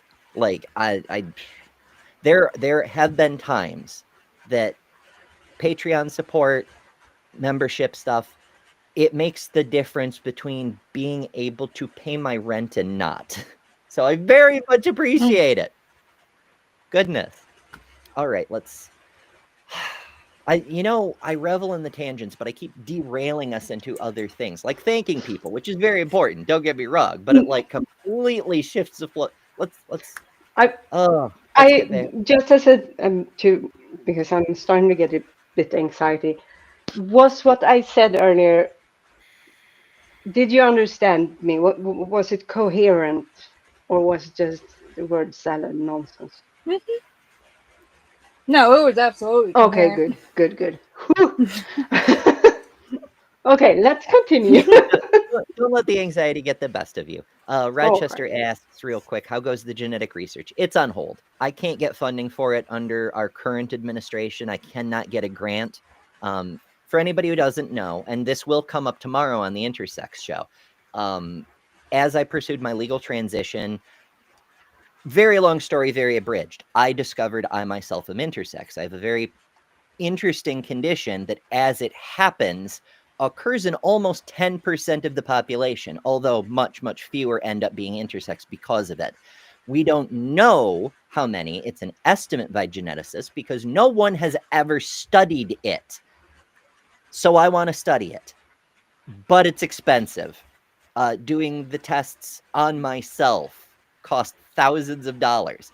I figured out a way to do a very simplified proof of concept kind of test. It's basically simple karyotyping in 2 different locations in the body. And I want to test to see how many people have mixed genomes, which is to say fused twins like myself, where one part of the body is genetically distinct from a different part of the body, to see how frequently it does occur. My concept was to test 10 people, 10 cis people and 10 trans people, to see if first of all, to get data on the incidence rate, but also to see if it's a higher rate amongst trans people. And then use that as like a proof of concept to get funding for a proper study. But between my own financial difficulties, having lost my job from transphobia and being unable to find new work because of injuries from transphobia, as well as other things having to do with all that crap, and the fact I can't get a grant, it's effectively backburnered for now. I haven't forgotten about the project, but I can't make any headway with all the other shit I'm dealing with, and I can't afford to fund it myself. So it's Amber, crazy idea just hit me. Maybe that's a way path into Sweden or some other country that are less homophobic and also very much appreciate the people who are and want to be educated. Just throwing it out. It just hit me. I have no idea how it works. Again, it came out a little bit muffled. Oh, I said it's a crazy idea, and I have no idea how to actually do it and how it works. But maybe look into seeking funding and doing your research in another country, like for instance Sweden or somewhere else where we still appreciate like learning new things about humanity that are not in the Bible. It's crossed my mind. Turns out getting to another country is considerably more difficult than it seems on paper. It is, but one way into another country is through academia. That is one possibility, but generally they want like academic credentials. Like, I'm affiliated with thus and such university doing this study that's fully funded by XYZ donor, all of those things. It's tricky. It's not impossible, but it's tricky. But for the time being, I'm stuck here, partly because of the potential legal action resulting from the loss of my job and all that other stuff. If things continue to get worse at the rate they've been getting worse, I may have to abandon that and leave anyway. But fuck, it's bad no matter what I do. But we're doing our best over here. I will get back to that project someday. Yeah, look into it, because I happen to know that there are people. I'm sorry. I happen to know that there are people who has specifically for like medical studies have come to Sweden from other countries in Europe and in like former Soviet states and so forth to do their research here in Sweden, and that's the reason that they have been like allowed permits to stay here and so forth. So it's not they have come here and then they have gone to school here and yada yada yada. They have come here specifically for that. So it might be a way in, because as of today, while we do have we do have a way into Sweden that's based on you being discriminated in your own country because of sexuality or religion, or because of discrimination, basically, or persecution. But as of today, the US is not, at least not yet, on the list of countries where we definitely say that this kind of people, this group of people are persecuted. Yeah, I mean, it's getting closer to that with some countries, because last I saw, and I can't remember if we're actually on the list or on the watch list of human rights violations. Oh, we're on several. I want to say we're on the watch list. But yeah, it's that's true for Canada too. Canada has suspended granting a lot of refugee visas, and will not even consider them from the US, because even though we're literally being murdered, it's not enough to be considered a problem by many of the international community. Yeah. Yay. But good news, I'm just though. trying to throw out maybe a glimmer of hope, or something to maybe look into. It just crossed my head. I have no idea what the future holds. No. We'll have to see. And I'm not telling you what you should do. I'm just spitballing. Yeah, I mean, one plus of doing YouTube is it's remote, so I could theoretically do this from any country as long as I can find internet. Which would be pretty neat. It'd be nice to see some more of the world where people don't hate me for existing. That would be nice. But we would not hate you for existing. That much I can tell you. Hate me because you're jealous of my stroganoff, damn it. I am. All but that's Stroganoff. But I did find the clip of Gary. It's a very short clip, so I'll bigify him so we can all enjoy. And here we go. I would put probability for the shroud at 60 to 80, 85%, depending on what kind of mood I'm in. Actual credentialed historian, folks. God. On a video called Actual Evidence Jesus Wrote. The actual evidence depends on what kind of mood Gary is in. And he's talking about the Shroud of Turin, which we have known since the outset was fake. There's a letter shortly after it was discovered from a bishop to the Pope, one of the popes. There were multiple popes at the time for some reason, but that's a different story. A letter from a bishop saying, hey, I talked to the artist who created this. It's like an artistic representation of faith. It's not the real thing. People are stupid. So we've known it's not exactly that it's a forgery. It was never intended to be the thing, right? It doesn't match the but it's just we've always known. And yet Gary, an actual credentialed historian, is running around here going, oh yeah, it's probably authentic, depending on what kind of mood I'm in. Get the fuck out of here, you asshole. Yikes. I mean, but these are the people whose moral we should follow. It's not even just the morals. It's the academic standards are in hell.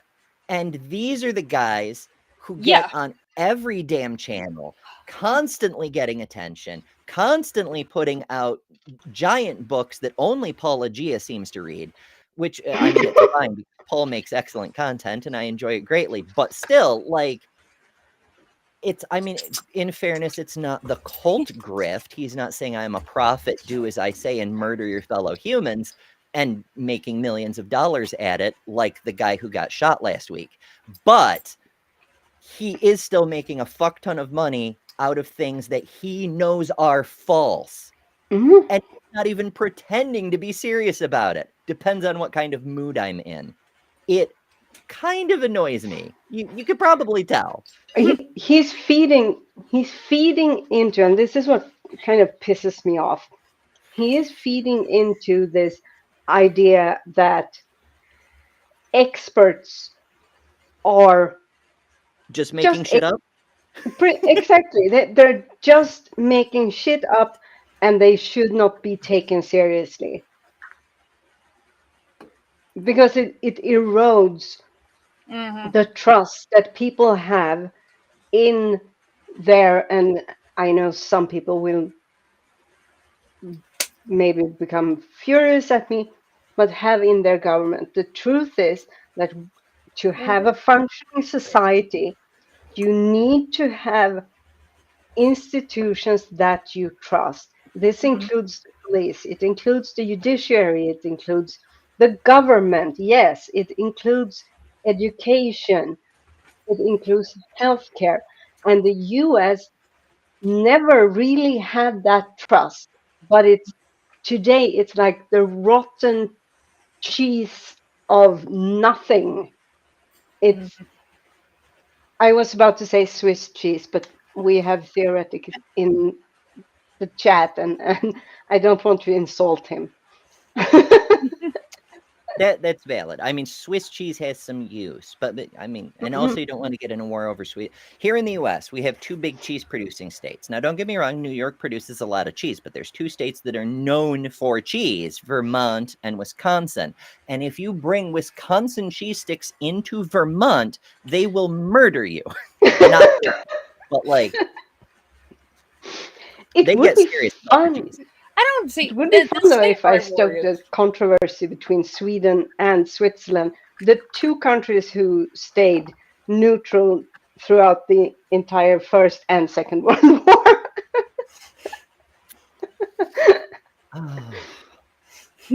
Sorry, what were you saying, Lil? You were saying something, Lil. I don't remember. Oh, sorry. It's all good. We probably should wrap up. It was about Gary Habermas and him being an accredited historian at this point. In what I seriously think in history, what we need to do is we need to be able to ostracize people in history the same way that cranks who have PhDs or whatever in like sciences who end up being like holding like creationist doctrine to the point that they teach them in their class. Like, first one that comes to mind is Dr. James Tour, who's a chemist at Rice, and he argues against abiogenesis. But it's like, no, those people need to be shamed out of their career because they're not following the evidence where it goes. They're purely going off of their intuition and what they believe and trying to shoehorn the evidence in there, and it just doesn't work like that. They're grifters. Yeah. They use their academic credentials to enrich themselves. Which also is infuriating because for fuck's sake, that's what I'm being accused of doing. First of all, I'm in no way. I have a master's degree. I have two, but still, it's just master degrees. Yeah. And you do not make money within archaeology or Egyptology. It's like, yeah. I mean, I totally understand that. I mean, if you're in history, which I'm a historian, I have a master's in history, I could make money, but the thing is, my field is so small that there's not, since COVID, there have not been a whole lot of jobs in my field other than internationally, and the one international job that I actually got into the final pool for, I didn't get picked for, so it's just like, okay. And so that's one reason I've been doing what I've been doing for the last 13 years is it helps pay my bills. I still don't get to necessarily do what I want, but I'm still waiting for a position to open up somewhere. So I can do what I actually want and not just sit there and teach. Because as much as I love academia, I cannot stand teaching. It drives me crazy. I can handle like older students. Like I've had people say like, well, why don't you just go teach high school? Oh my God, no. No, you don't want me anywhere near a high school. I can't handle that. No. You and me both. Oh my goodness. But you know what's better than teaching high school? A super chat from Jester, who sends $5. Thank you, Jester. Ed says, if you think they are serious about the cheese, I dare you to try taking spotted cow out of Wisconsin. I don't advise it, but it's an adventure. It's like I'm Texas guessing and spotted cow is a cheese? I don't know. Let's look it up. What is spotted It's like trying to compare cow? any other state to Texas as far as beef goes. We will fight tooth and nail that we're the best. I haven't had beer.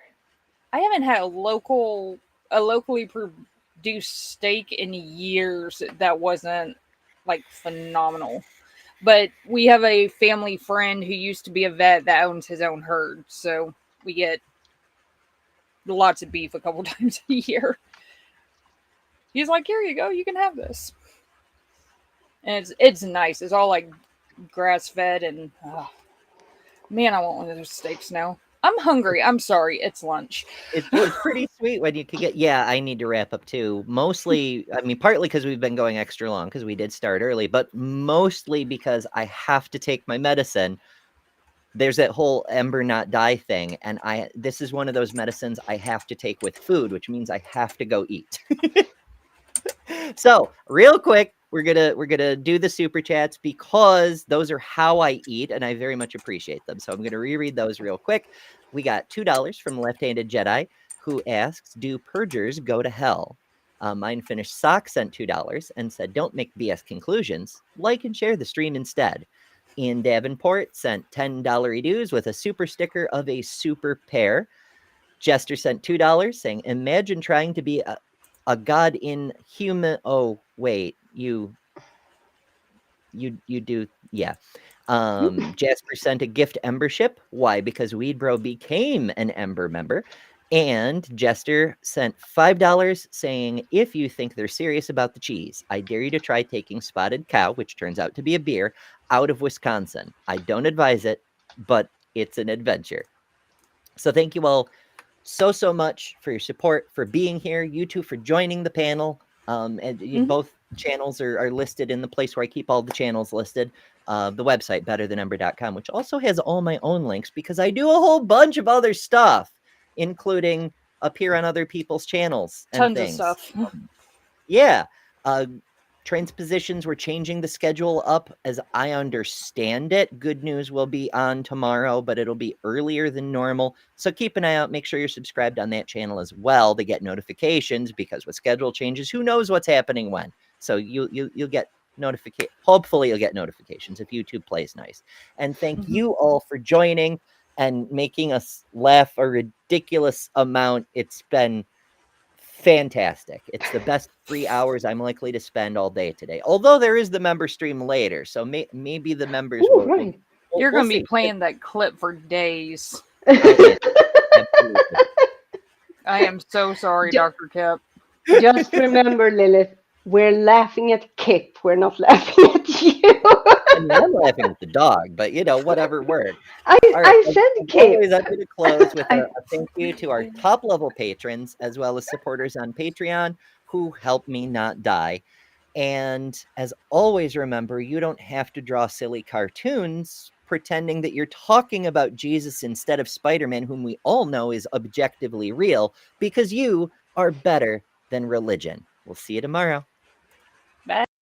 Thanks to the top-level members and Patreon supporters for August: Miranda, Karen Butcher, Jessica the Transmetal Alchemist, Robin Webster, Maya Adkison, Jimmy Tux, Ian Chen, Kalasia, The Barely Bearable Atheist, Eric Wander, Jason Jacoby, The Mighty Filbert, Hunter Biden's Laptops, Larkwright, Greg S., Neurogeezer, Mage Greywolf, Faran Salas, Poor Claire, BTF Wayne, Cosmic Kyle, Bomb Poppy, RDZ, Billy Bongsalot, Marty Cameo, My Unfinished Sock, Austin Sims, Tinker Phil, Anarchic Fox, Sabrina Page, Leslie Hutchings, Gazela Mail, Evil Toe, Right-Handed Sith, Luke, D. Murphy, Jesse, Uncle Charlie, Ryan Cultastic, Kurisu Yamato, Scott Duke, Michael Bell, Sumami, Citizen 9, S. Cook, James Nordoff, Hecklek, Velvet, KCA Randy, B.S. Lewis, Tori Swansiger, Whimsy, Kristen Slays, Godless Engineer, Fern Lovebond, Hillhugger, Karen Butcher, Milwaukee Atheists, Booba Sweat, Maya Adkison, My Unfinished Studio, Ian Chen Official, Introvert Ancom, Tilting Windmill, Christopher Tablante, Robin Webster, Proby666, Jason T, Action Squad, Robert Madewell, Doc Don Hogg, Jester, Sydney Raptor, Stardust Lilith, Jessica the Transmetal Alchemist, Jake, insert clever dapper inside joke here, Nelson, Supercritical Snake, Eli Slack, Geo Sam, Kalasia789, L Trucker, You Are Victoria, Polly Has His Cracker, Roman Weber, Leo Filius, Nikki Pare, Jasper, Yahooligan, and Pinworm. Thank you all so much. I feel energized and grateful that you're part of this community. Thank you.